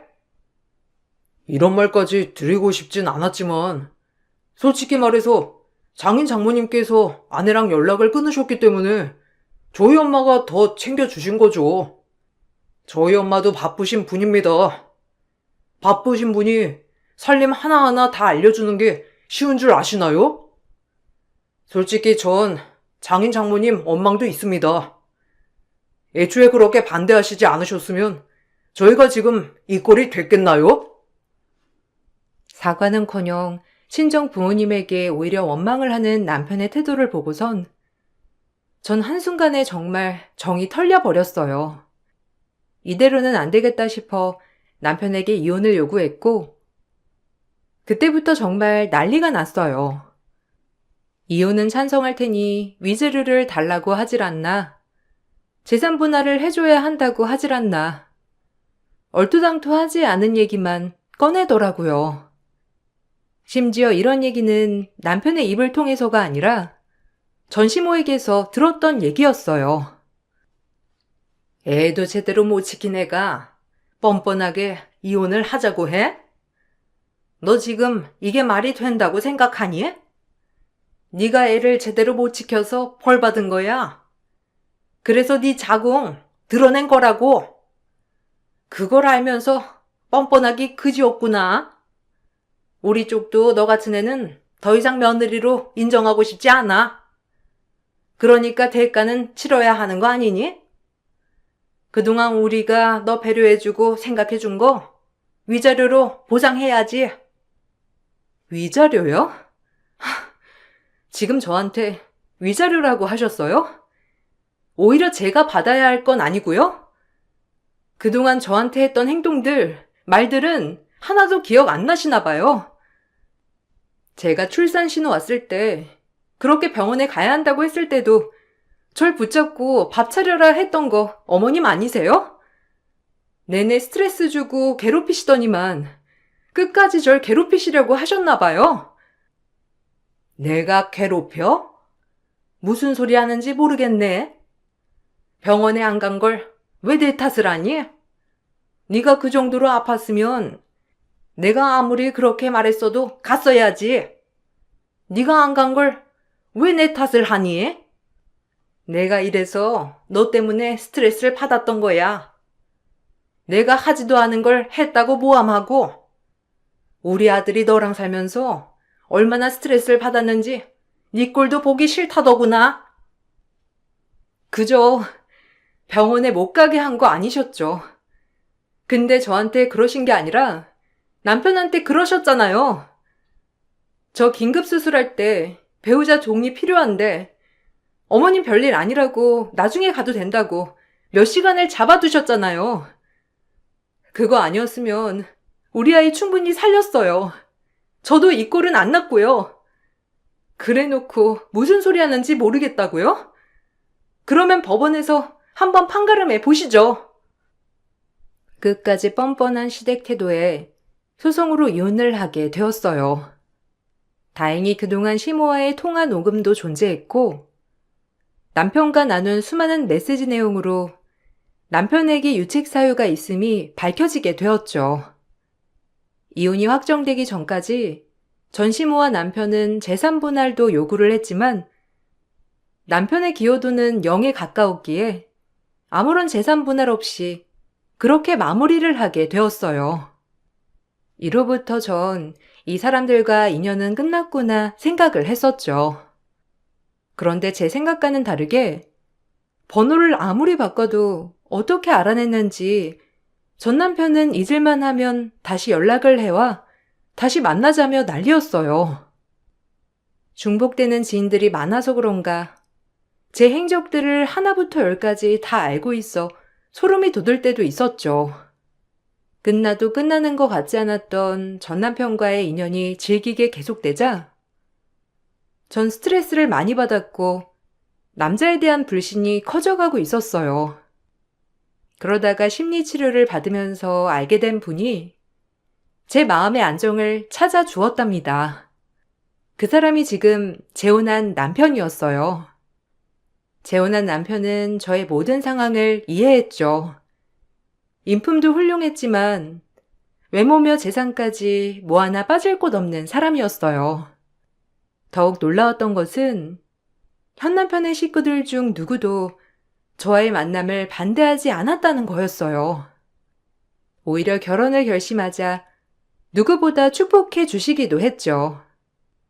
전 비로소 이런 게 정말 사랑이고 행복이구나를 느끼게 되었어요. 문제는 어떻게 알았는지 그 질기고도 질긴 전시모가 식장까지 찾아온 거였어요.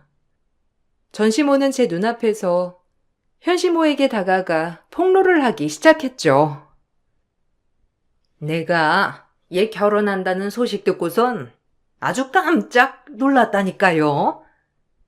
또 다른 피해자가 생기는구나 싶어가지고 얼른 말해줘야 되겠다 생각했었는데 만날 길이 있어야 말이지. 며느리 될 사람 제대로 알아보고 허락하신 건 맞죠? 설마 제가 임신했다고 그래서 아들 장가 보내시는 건 아니실 테고 내가 솔직하게 말을 해드리고 싶긴 한데 여기서 말씀드릴까요? 무슨 말을 하시고 싶으신진 모르겠습니다만 저희 가족 행사이니 외부인은 나가주셨으면 좋겠네요. 저희 며느리를 알고 계시는 분이신 것 같은데 이렇게 말을 하시는 거 보니 좋은 인연은 아닌 듯 싶네요. 그렇다면 더더욱 말을 들을 필요는 없을 것 같고요. 좋은 날이니 이 정도로 말씀드리는 겁니다. 전 더 이상 들을 말이 없을 것 같은데 나가주시죠.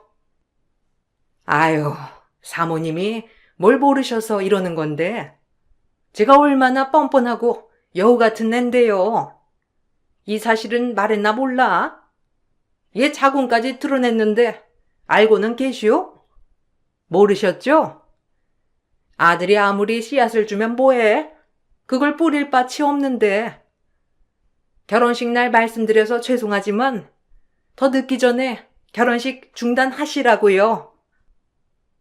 전시모의 말에 현시모는 얼굴이 급속도로 굳어졌어요. 그러더니 전시모의 눈앞으로 지갑을 펼쳐 보였죠. 지갑을 유심히 보던 전시모는 깜짝 놀랐고 그 표정을 보면서 통쾌하다는 듯이 현시모는 무언가를 말했어요. 그 뒤 전시모는 개거품 쏟아내며 발광을 했죠. 보시다시피 전 산부인과 의사입니다. 지갑 보셔서 아시겠지만 제가 저희 며느리 자궁 수술했고요. 아마 그때 당시 그쪽 얼굴이 기억이 안 나는 거 보면 병원에는 한 번 오신 적도 없으신가 봐요. 죄송합니다만 그쪽 아드님도 기억이 안 나네요. 정말 감사드려요. 제가 그런 특별한 상황을 목격하지 않았다면 제 며느리 만날 수 없었을 텐데 평생 제 며느리 상처 준 사람 원망하고 증오할 겁니다. 그렇지만 단 하나, 우리 며느리랑 이혼해 준 거, 그거 하나는 감사드리네요. 뭐요? 감사? 단체로 약을 먹었나? 자궁도 없는 애를 며느리로 받아들여? 그게 말이나 된다고 생각해? 아주 미쳤구만, 미쳤어. 왜요? 거기 아들 씨가 없어? 어차피 뿌릴 씨가 없으니 밭이 없어도 상관없다 이건가? 역시 모 눈엔 뭐만 보인다고. 그쪽 집안은 며느리 씨바지로 보나 봐요. 눈이 그 지경이니 보석 같은 애를 그따위 대접을 한 거겠죠. 더 이상 해명할 필요 없을 것 같은데 더 여기서 행패 부리시면 경찰을 부르죠. 현시모의 말에 전시모는 불이 나게 자리를 떴어요. 사실 지금 현 남편과의 만남을 주선해준 사람은 바로 현시모였어요. 현시모는 지금 남편을 낳고 나서 자궁에 문제가 생겨 저와 비슷한 나이대에 자궁을 드러내는 수술을 하셨다고 했어요. 그때 자신을 보는 것 같아 안쓰러운 마음에 심리 상담사인 현 남편을 연결해 주었고 그 과정에서 친해지게 되면서 제가 생활해온 상황을 모두 듣게 되신 거였죠. 물론 절 반대하실 수 있었던 상황이었지만 현시모는 절 반대하지 않으셨어요. 오히려 저의 굳건한 마음이 현 남편에게는 더 좋은 영향을 줄 거라며 결혼을 더 축복해 주셨답니다. 그 사실을 듣고선 전시모는 난리가 났다고 하더라고요. 제 결혼 소식은 동네에서도 핫 이슈가 되었고 그 덕에 제가 이혼한 이유도 모두 소문이 났다고 하더라고요. 전시모뿐만 아니라 전 남편도 동네에서 나타나기만 하면 아직까지도 손가락질을 받고 있다는데 참 쌤통이구나 싶어요. 전 남편은 그 뒤로도 여러 번 선을 봤다고 하는데 그때마다 잘 이루어지지 않았다고 해요. 전시모가 선자리를 알아볼 때 며느리 자궁 수술까지 시켜놓고서는 뻔뻔하게 선자리를 또 알아본다며 욕까지 들었다고 하던데 아무래도 전 남편의 지원은 힘든 일이 될 것 같네요. 암흑과도 같았던 힘든 첫 결혼이 끝나고 다시 절 찾기 위해서 오랜 시간 많이 노력을 했었어요. 지금은 웃으며 얘기를 하지만 끝도 없는 터널 속을 저 혼자서 걷는 느낌이었거든요. 이제는 어두웠던 터널을 나와서 사랑하는 남편과 함께 서로를 의지하면서 행복하게 지내고 있답니다. 철없던 제가 했던 그 선택이 제 인생에서는 뼈아픈 교훈으로 남게 되었네요. 물론 결혼을 하는 데 있어서 사랑이 제일 중요하겠지만 그 사랑의 대가가 희생이 되어서는 안 되는 것 같아요. 제 사연을 들어주신 분들 정말 감사합니다. 모두들 따뜻한 봄날 추억 많이 만드시길 바랄게요. 안녕하세요. 세상에 이런 일이 있을까 싶을 정도로 신기한 인연이 많았던 날들이었어요. 어려선 가정 형편이 괜찮았지만 어느 순간 가세가 기울어져서 힘겨운 삶을 살게 됐거든요. 아버지는 갑작스레 모든 걸 그만두시고 가족보다도 남을 위한 삶을 택하셨고, 그런 아버지가 너무 원망스러웠던 나머지 학창시절엔 방황도 했답니다. 그래도 악착같이 공부하여 서울에 있는 대학교를 들어갔어요. 아버지처럼 미련하게 살지 않을 거라고 다짐하며 지내온 날들이었고, 그 다짐은 꼭 지키고 싶었어요. 아버지 때문에 모든 식구들이 고생한다고 생각하니 미웠었고, 제일 안쓰러웠던 건 엄마였답니다. 전 원망만이 가득했지만 엄마는 아버지를 이해해 주셨거든요. 아이고, 장하다. 그래도 네가 기본머리는 있어가지고 이렇게 성공한 거야. 아빠도 많이 미안해 하실 거야. 혼자 힘으로. 가정을 내팽개치고 남을 위하면 뭐해요? 진작 자기 가정은 돌보지도 못하는데. 나한테 괜한 얘기 하지 마요. 그래도 아빠 미워하면 안 돼. 아빠는 진짜 훌륭한 분이야. 남을 위해서 그러기가 쉬운 줄 아니? 엄마가 이해했으니 괜찮아. 엄마만 이해해요, 그럼. 전 진짜 이해 못하겠으니까. 학교 다니면서 급식비 체납됐다고 늘 교무실 불려간 그 마음을 알아요? 난 자식 낳으면 절대 그렇게는 안 살게 할 거야. 자식을 낳아놨으면 책임을 져야지. 이게 뭐예요? 저 갈게요. 그만 우세요.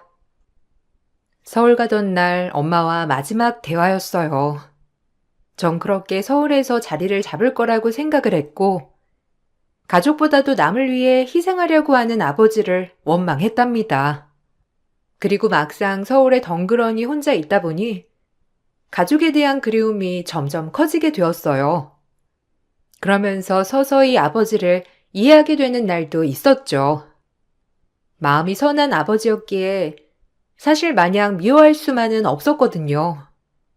그리고 대학교 마지막 학기 때 나간 회사 인턴 자리에서 지금의 남편을 만나게 되었고, 첫눈에 반해 결혼을 하게 되었답니다.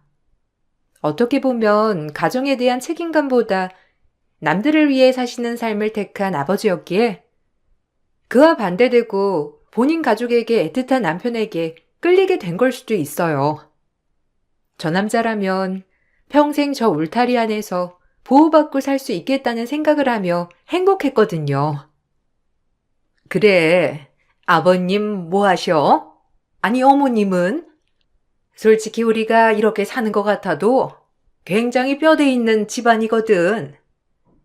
얘네 할아버지가 이름만 대면 알만한 지역 유지셨고, 나도 이 동네에 부녀회장을 맡고 있어.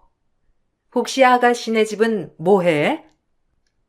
아, 엄마는 그냥 평범한 중소기업 회사 경리시고요. 아빠는 지금 일은 안 하시지만 여러 가지로 봉사하면서 사세요. 어? 뭐라고? 봉사? 아, 아유, 보니까 집도 전세라며. 근데 무슨 봉사를? 우리는 사실 격이 맞는 집이랑 결혼시키고 싶었는데 아가씨네는 격이 안 맞는 것 같네. 딱 봐도 너무 평범하잖아. 사실 내가 발도 넓고 해서 우리 아들 내세우기만 하면 좋은 혼자짜리 준다고 줄 선 사람들이 얼마나 많은데.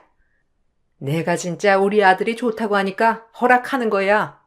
그런 줄 알아야 돼. 아, 그리고 얘 누나는 한의대 다녀. 우리 집안 어떤 집안인 줄 알겠지? 아가씨는 진짜 땡 잡은 거거든. 에휴, 마음에 안 찬다 정말. 제 아버지가 남들을 위해 봉사하는 삶을 사시는 게 저 역시 그렇게 와닿지는 않았지만 그래도 부끄럽지는 않아요. 어머님이 제가 마음에 안 드시는 거야 제가 어쩔 수 없는 부분이지만 저도 남의 집 귀한 자식이니까 좋은 쪽으로 봐주세요. 저 역시 어렸을 때는 아버지가 이해 안 되는 부분도 있었지만 돌이켜 생각해보면 그렇게 사는 것도 쉬운 게 아닌 것 같은 생각이 들어요. 그래, 아가씨 잘났네. 여하튼 내 식구가 되면 일단 내 말에 토는 달지 말아야 돼. 내가 말했지? 나 보통 사람 아니야. 대놓고 저희 집안을 마음에 안 들다고 하시는 시어머니가 저 역시 그 당시엔 밉더라고요. 아버지를 존경한 건 아니었지만 그래도 남들이 뭐라고 하면 가족이라 그런지 감싸주고 싶은 마음도 있었어요. 그래도 우여곡절 끝에 결혼을 하였고 아버지처럼 가정을 내팽개치지 않고 가정을 지킬 줄 아는 남자라고 생각을 하니 마음은 든든하더라고요. 하지만 시집살이는 혹독했어요. 한의대를 다니는 신우는 걸핏하면 절 무시했고 그런 신우를 공주처럼 떠받드는 시어머니 등살에 매번 고달픈 시기였죠. 야, 너 이거 안 빨아놨냐? 네가 집에서 하는 게 뭐야? 나 오늘 이 속옷 꼭 입고 가야 한다고 했지? 오늘 시험인데 어쩔래? 뭐? 얘 징크스라니까. 얘가 시험 떨어지면 네가 책임질 거야? 아주 정신머리가 없어서 그러지 네가? 제가 한다고 하는데 진짜 거기까지는 생각 못 했거든요. 사실 속옷은 본인이 빠는 게 맞는 거고 그걸 왜 저한테... 뭐라고? 너 내 동생이 벌어다 준 돈으로 집에서 살림하는 것이 이런 것도 못해? 그리고 내가 그냥 신우니? 자그마치 한의사가 될 신우잖아. 근데 내 손으로 내 속옷을 빨으라는 거야? 우리 엄마가 널 왜 허락했는데? 집안일 하라고 결혼시킨 거야. 형님, 말 다 하셨어요? 한의사가 되려면 먼저 교양을 쌓으셔야죠. 속옷 빨래를 하라니 억지 좀 그만 부려요. 길 가던 사람 붙잡고 물어봐요. 올케한테 속옷 빨래 시킨 사람이 누가 있냐고. 성인이면 성인답게 좀 행동하셔야죠. 너 우리 딸 컨디션 망치지 마. 얘 오늘 시험 잘못되면 다 네 탓이고 그렇게 되면 우리 아들이랑 이혼시켜 버릴라니까. 어머님, 막말 좀 그만하세요. 아무리 따님이 귀해도 그렇지 그렇게 남의 가슴 아프게 하면서까지 딸을 위하고 싶으세요? 남편의 경제 상황으로 인해 저희는 분가를 하지 못하고 살았어요. 사실 처음엔 외로운 서울살이였기에 가족이 다 같이 모여 산다는 게 싫지만은 않았지만 계속되는 신우의 스트레스 그리고 시어머니의 닥달에 몸소리치게 질리는 하루하루였답니다.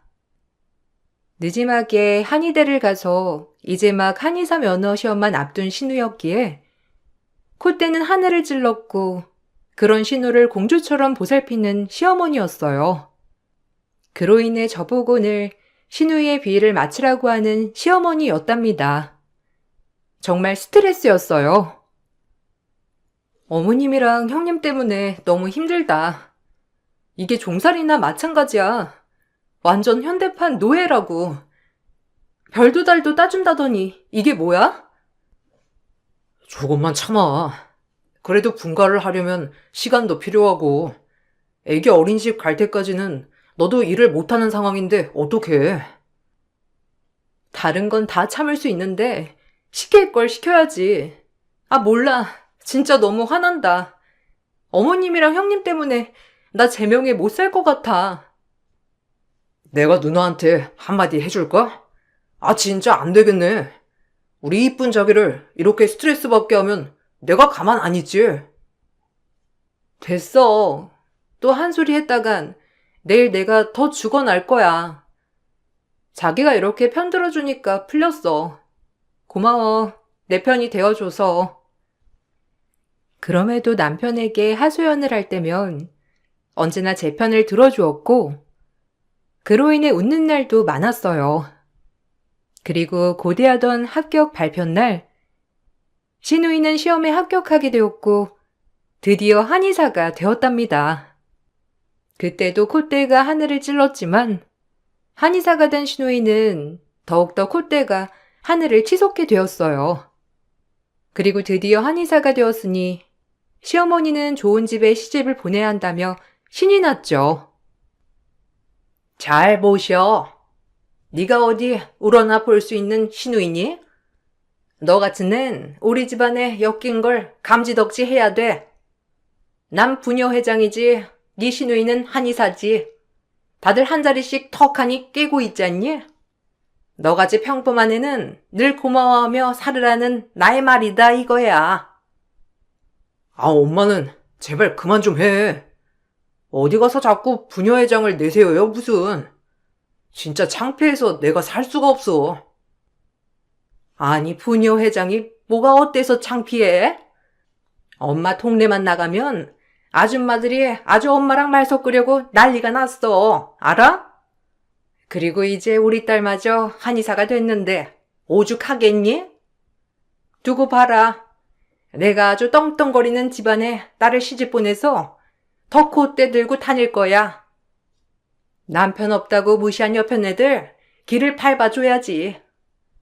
하긴 쟤만 봐도 쟤네 엄마 보면 남편이 있어도 뭐 남편 노릇을 한 건 아니지. 어머님, 말 조심하세요. 저희 아버지가 어떻다고요? 사실 가정적이진 않았지만 손가락 받을 이유는 정말 없거든요? 그래, 엄마. 왜 장인어른 얘기를 꺼내고 그래? 자기야, 미안해. 우리 엄마가 아버지가 안 계시니까 좀 피해의식인 거야. 기분이 정말 나빴지만 남편 없는 서름이라고 생각하며 참게 되었답니다. 시어머니 또한 그 말을 하고 좀 그랬는지 아무렇지 않은 행동을 하였고 민망함은 저희의 몫이었어요. 하지만 말을 하면 이루어진다고 시어머니는 그렇게 노래를 부르던 어마어마한 재력가의 집에 시누이를 시집 보내게 되었고 시누이의 시댁은 시누이에게 잘해주며 물심양면 저희 시댁도 도와주기 시작하더라고요. 그야말로 봉 중에 가장 큰 봉을 잡은 시누이였고 시누이는 세상 그 무엇을 다 가진 듯 하였어요. 그래도 예은이가 제 와이프면 어머님도 제 친어머니나 마찬가지죠. 따님 잘 키워주셔서 이 정도는 해드리는 거예요. 어머님 갖고 싶은 거 더 있으시면 언제든 말씀해 주세요. 사실 하나 있는 딸 시집 보내는 마음이 얼마나 헛헛하실까 마음이 안 좋거든요. 어머, 내가 사이복은 있네. 며느리복은 진짜 없었는데 그래도 우리 사이가 날 이렇게 생각해 주니까 내가 너무 행복해. 엄마, 나 시집 잘 가지? 시어머니가 나보고 예물 맞추러 가자는데 글쎄 무려 백화점 VIP시래. 대단하지 않아? 에이, 부끄럽게 왜 그래. 나한테 시집 온 이상 이것보다 더 큰 걸 누리고 살 텐데 이런 걸로 벌써 놀라지 마. 나 정말 시집 잘 가나 봐. 당신 같은 남편 만나가지고 내 주변에서 얼마나 부러워하는지 몰라. 너무 고맙고 행복하자. 그야말로 옆에서 보면 정말 입이 떡 벌어지게 부잣집이었어요. 심성은 못됐지만 그래도 그렇게 원하던 부잣집에 시집을 가게 되어서 행복해 보이는 신우를 보니 저 역시 마음은 좋았답니다. 아무리 미우나 고우나 해도 가족이라고 생각했거든요. 얘, 봤니? 우리 아들도 잘난 여자 만나서 저런 대접받고 살 수 있었는데 꼴랑 평범한 건 만나가지고 이게 뭐야? 남들처럼 지질이 궁상으로 내 말이 틀려? 내가 우리 아들만 생각하면 눈에서 눈물이 난다. 어쩌다 노란 애를 만나가지고. 아이고, 엄마. 내가 한의사가 되니까 저런 집안에 시집 가는 거지. 그리고 넌 네 주제에 우리 집에 시집 잘 온 거고. 형님 잘 되신 거 저도 정말 축하드리고 좋은 집에 시집 가게 돼서 저 역시 기쁜데 거기다 저를 폄하하시는 발언은 좀 아닌 것 같네요. 서로 행복하면 되는 것을 아직까지도 이렇게 집안에 집착하시니 저 역시 할 말도 없고 어머님 보기 좀 그렇네요. 막말로 어머님 집안이 뭐가 그리 대단하다고 자꾸 그렇게 말하시는지 이해가 안 가거든요. 저도 할 말 참고 있으니 그만하세요. 보기 그러면 어쩔 건데? 내 말이 틀려? 나 부녀 회장이야. 네 엄마 감투 못 썼어? 네 아빠는? 어디서 부녀 회장한테 대들어? 사실 웃음도 많이 났었어요. 정말 친구들한테 얘기하자니 제 얼굴에 침 뱉는 꼴인 것 같아 절대 얘기하진 않았지만 부녀 회장 하나로 결혼 때부터 지금까지 뭐라도 되는 것처럼 구는 시어머니가 사실 진짜 어이가 없던 때였어요.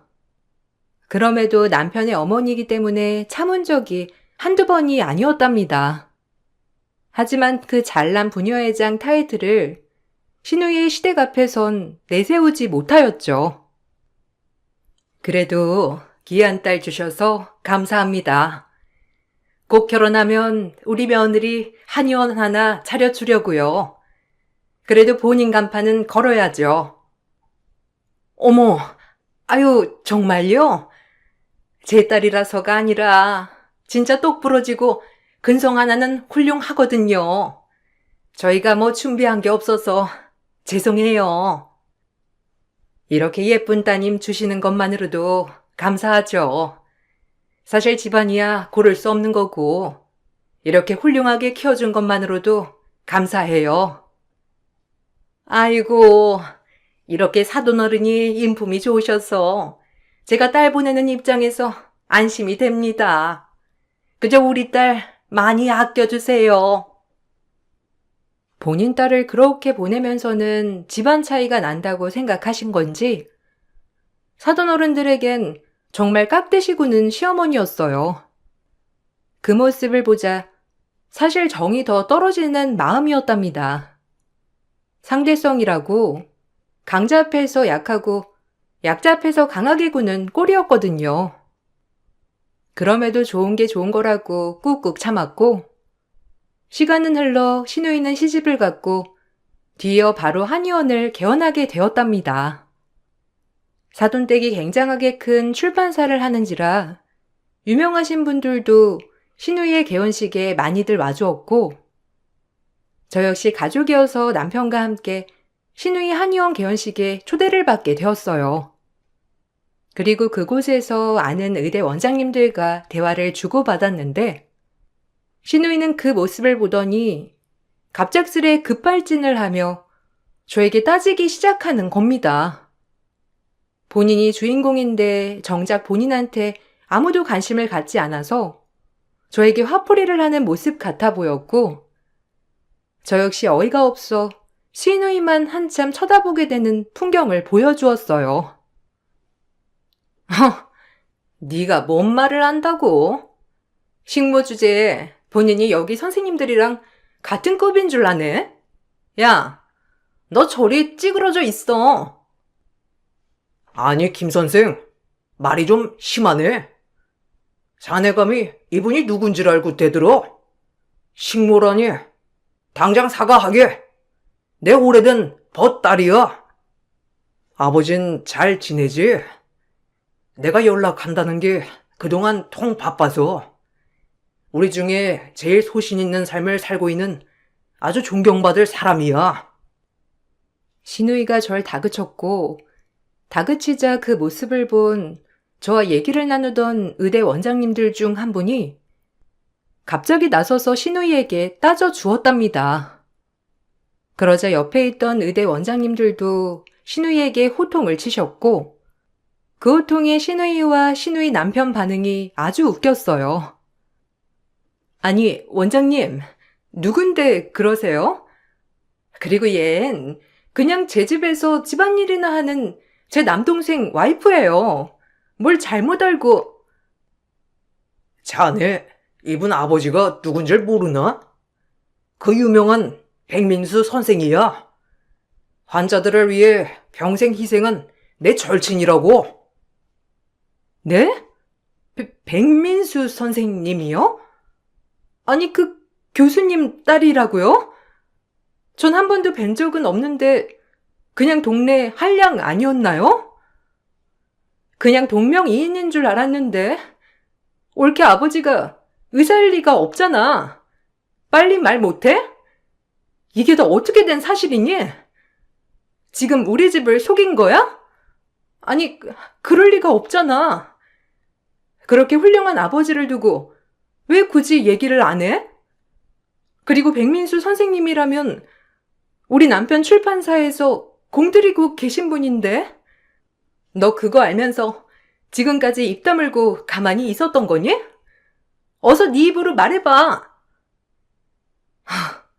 뭐 저희 아빠가 지금 병원에서 일하는 게 아니니 굳이 말씀드린 건 아닌데 저희 아빠는 의사셨고 돈 없고 힘없는 환자들과 이속을 챙기려는 병원 사이에서 크게 갈등하다 의사 자리에 회의감을 느껴 큰 병원을 그만두셨고요.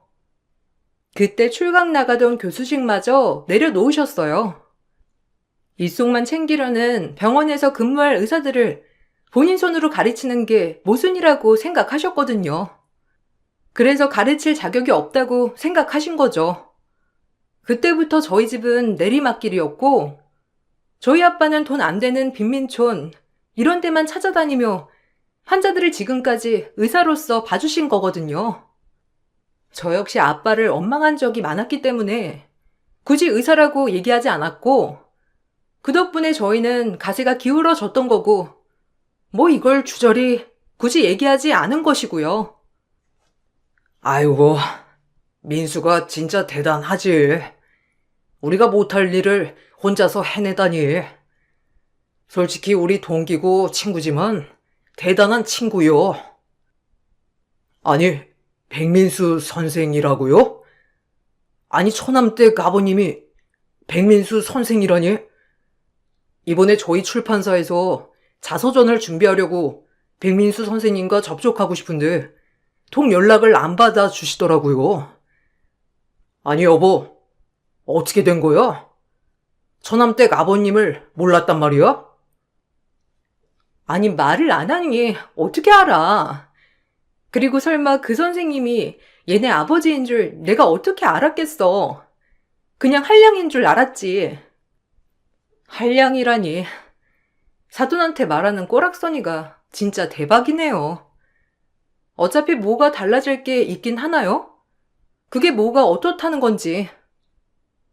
알고 보니 신우 남편 출판사에서 저희 아빠를 취재하고 싶다고 몇 번이나 접촉을 했었지만 저희 아빠는 번번이 거절하였어요.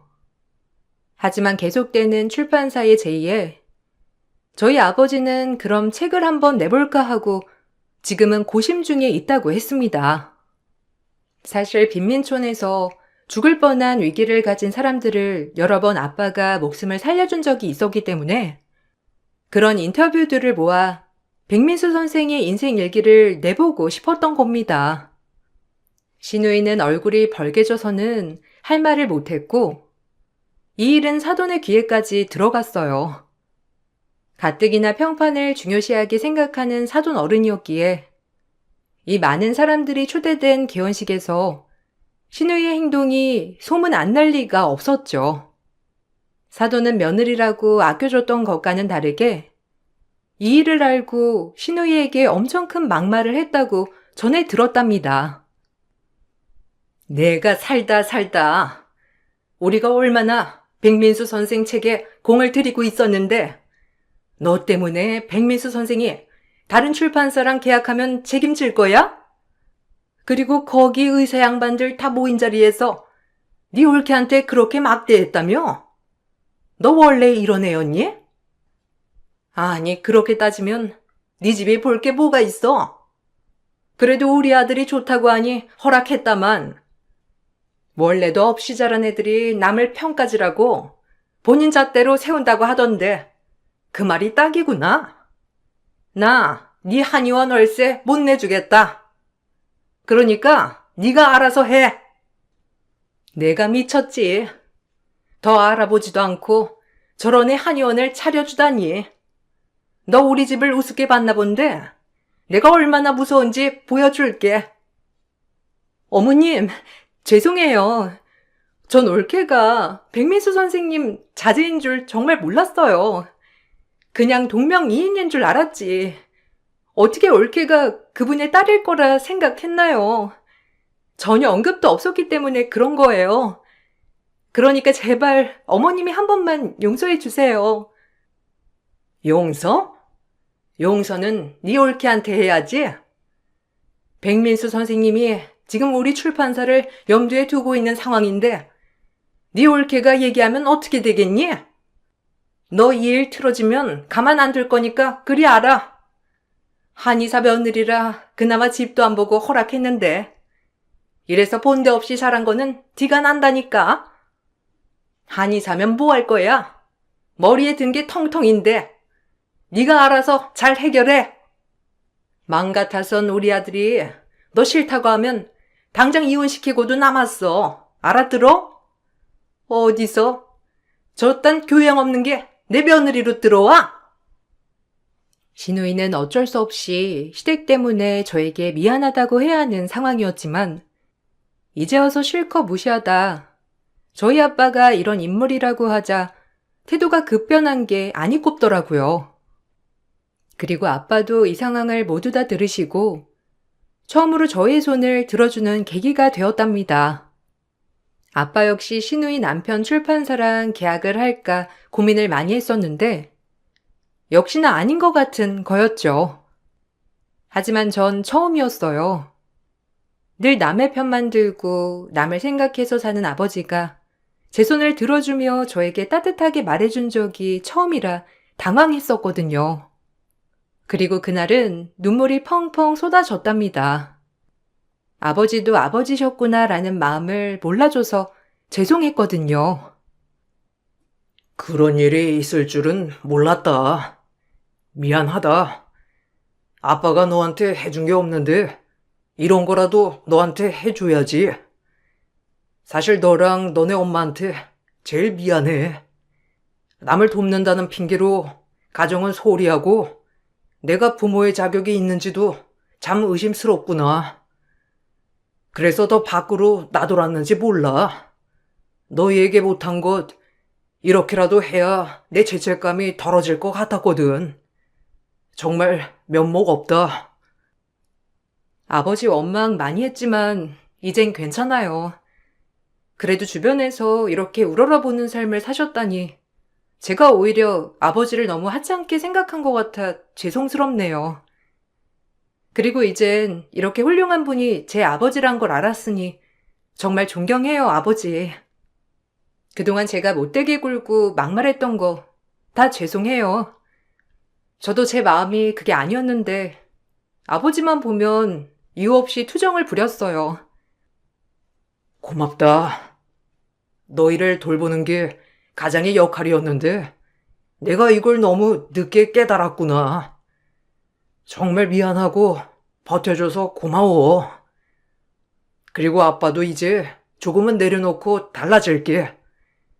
너와 네 엄마를 위해 사는 삶도 생각할 거야. 그동안 너무 고마웠다. 덕분에 전 수십 년 만에 아버지와 화해를 하게 되었답니다. 정말 이해가 가지 않는 아버지였지만 남들이 가지 않는 길을 택하고 본인만의 신념으로 남을 도왔던 아버지를 이제야 이해하게 되었거든요. 그러면서 존경심도 자라나게 되었어요. 사실 어떤 사람이 이런 신념만을 가지고 살 수 있을까요? 현실에 무릎 꿇게 되는 게 사람인데 그런 면에서 보면 아버지가 정말 존경받아 마땅할 분이라고 생각이 들었고 이런 생각이 드니 그동안 미워했던 이 모든 마음들이 다 풀려버리게 되었죠. 하지만 아버지가 저 때문에 최종적으로 신우 남편의 출판사 자서전 제의를 거절하자 신우 시댁에선 난리가 났고 시어머니 또한 저에게 미안하다고 하며 신우이를 한 번만 살려달라고 하는 행동을 하더라고요. 정말 갑자기 이게 맞나 싶더라고요. 지금 예은이가 거기서 아주 어깨도 못 펴고 있다잖아. 네가 아버지 좀 설득해줘라. 우리도 사돈어른이 그런 양반인 줄 알았으면 너한테 안 그랬을 거야. 솔직히 네가 말 안 한 게 잘못이지. 왜 우리 탓을 해? 우리가 그럼 그렇게 행동했겠어? 진짜 어이없네요, 어머님. 제 아버지가 이런 분이라는 게 알려지면 뭐가 다르나요? 사람을 왜 그런 식으로 평가해요? 더 기분 나빠서 별로 아버지 설득하고 싶지도 않고 형님은 알아서 하라고 하세요. 지금에 와서 천성 드러난 걸 저보고 어쩌라는 거죠? 그 집도 알 건 알아야죠. 평생 천성 숨기고 어떻게 살아가나요? 근데 참 결혼하자마자 이런 일이 생긴 것도 대박이긴 하네요. 뭐야? 너 진짜 뚫린 입이라고 막말할 거야? 가족인데 이것도 못해줘? 네 시누이가 평생 죄인처럼 살아야겠어? 네, 가족인데 무시하셨잖아요. 제가 가족이긴 했나요? 본인이 뿌린 씨, 본인이 거두라고 하세요. 전 신경 안 쓸랍니다. 그러게, 엄마랑 누나가 진작 잘했어야지. 솔직히 누나가 다 저지른 거 왜 지금에 와서 그래요? 누나는 한번 당해봐야 돼. 너 남동생이라고 하나 있는 게 꼭 말을 그렇게 해야겠니? 어쩜 지 누나가 지금 어떤 처지에 있는데 그런 말을 해? 제가 강경하게 나오자 시어머니도 더 이상 할 말을 하지 못하였고 최종적으로 저희 아버진 출판사 일을 거절하게 되었답니다. 그리고 시누이는 그 집에서 대역죄인이 되었다고 해요. 돈이 많은 집이라 저희 아버지의 책을 못 내고 못 팔아서 죄인이 된 것이 아니라 이런 시누이의 천성을 알고 그동안의 사태에 대해 그 집에서 정말 심각하게 받아들였다고 하더라고요. 오죽하면 시누 남편도 이런 성격인 줄 몰랐다며 별것까지 하자고 할 정도였으니까요. 시누이는 부자 시댁을 잃을 위기에 처하자 눈물로 호소하였고 자꾸 울면서 호소를 하니 저 역시 마음이 약해지고 말았어요. 참 모진 행동도 웬만해야 한다고 생각했답니다. 올케가 가서 나랑 잘 풀었다고 한마디만 해주면 안 될까? 진짜 미안했어. 나 그래도 시집가서 이 집에서 뼈를 묻어야 하는데 지금 어머님도 나 볼 때마다 흘긴 눈으로 보시고 남편도 나랑 대화조차 안 하려고 해. 책이 문제가 아니라 내가 그동안 올케를 괴롭혔던 걸 생각하니 끔찍하신가 봐. 나 진짜 반성 많이 했거든? 그러니까 한 번만 봐주라. 웃기네요. 이게 진심인 줄도 모르겠고요. 지금 뒷배경 하나 잃게 생겼으니 이제 와서 사과하는 척 하는 것 같아 별로예요. 아니야. 나 진짜 많이 반성했고 뼈저리게 느꼈어. 내가 얼마나 잘못했는지 그동안의 일 다 사과하고 앞으로 변하도록 할게. 올케가 지켜보면 되잖아. 앞으로 안 그럴 거야. 나 진짜 변할 거니까 제발 딱 한 번만 기회를 줘. 내가 무릎이라도 꿇을게. 그렇게 생각할 시간을 가지게 되었고 시누이를 용서해 주기로 했답니다.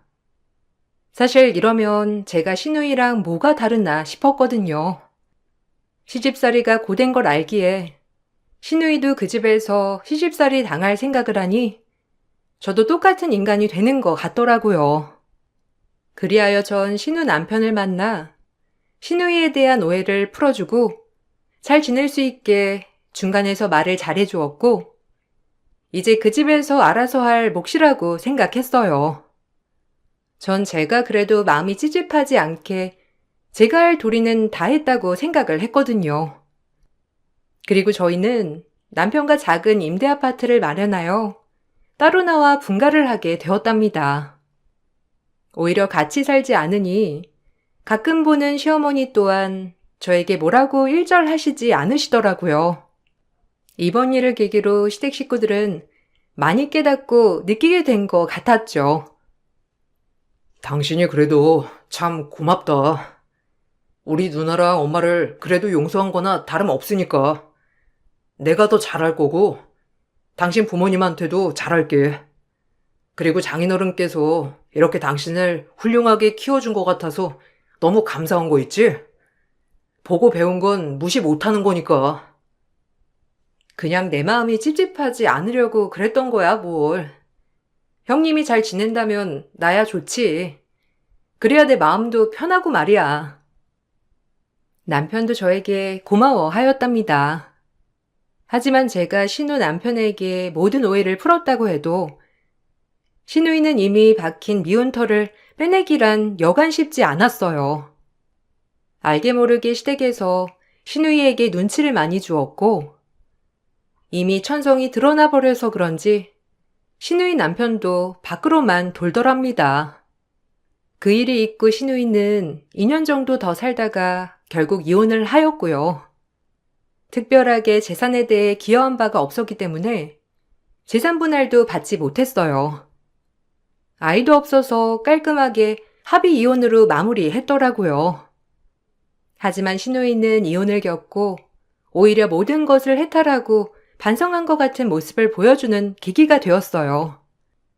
신우이 인생에서 이혼이란 정말 터닝 포인트가 된 것 같은 모습이었거든요. 그 모습에 안쓰럽기도 하였지만 이제야 제정신이 든 것 같았어요. 내 벌, 내가 받은 거지 뭐. 올케가 미안해할 거 없어. 나 그동안 진짜 반성 많이 했거든. 시어머니랑 남편이 나한테 그럴 때마다 올케 생각 많이 나더라. 나랑 엄마 때문에 힘들었지? 미안해. 이제 진정으로 많이 깨닫고 느꼈어. 앞으로 내가 더 잘해줄게. 내가 진짜 철이 없었지. 사람이 이혼을 하고 생각을 많이 하니까 안 들던 철도 드네. 너무 부담 느끼지 마. 감사해요. 이제야 진정성이 느껴지면서 울컥하네요. 저도 형님 말에 늘 말대꾸해서 죄송해요. 저도 잘할게요. 내가 더 미안하지. 나 진짜 반성했다니까. 이제 그렇게 안 살 거야. 내가 왜 그렇게 살았는지 나 역시도 후회 막심이야. 정말 겸손하고 공손하게 살아야지. 사람이 인성이 제일 중요하다는 걸 다시 한번 느꼈고 가족이 최고라고 많이 느꼈어. 저희 몇 년이 지나 진정한 화해를 했답니다. 신우이는 오히려 이혼을 하고 철이 들어 지금은 체인 한의원에서 페이닥터로 일을 하고 있고 형제가 없는 저에게 가끔은 언니같이 든든함을 줄 때도 있어요. 이 모습을 보고 시어머니도 많이 반성을 했는지 요새는 엄청 챙겨주시고 잘해주시려고 한답니다. 안 힘들었다면 거짓말이지만 그래도 모든 게 지나고 나니 지금은 결혼을 잘했다 싶을 정도로 시댁복이 있는 것 같아요. 뭐 별거 있나요? 이렇게 서로 사랑하고 아껴주면 그만인 거죠. 여유 있는 삶은 아니지만 그래도 먹고 싶을 때 먹을 수 있고 남에게 피해를 끼치지 않는 이 삶도 참 행복하다고 많이 느끼고 있어요. 아, 그리고 남을 위해 봉사하고 헌신한 삶을 살아준 우리 아빠. 정말 사랑하고 고맙다고 말을 해드리고 싶네요. 글재주가 없었지만 쓰고 보니 저희 아빠 참 대단하지 않나요? 지금은 엄마 소소하게 노년을 즐기는 모습이 얼마나 보기 좋은지. 저 역시 남편과 그렇게 소소하게 살아가고 싶다는 생각을 하며 글을 마쳐볼게요. 감사합니다. 좋은 하루 보내세요.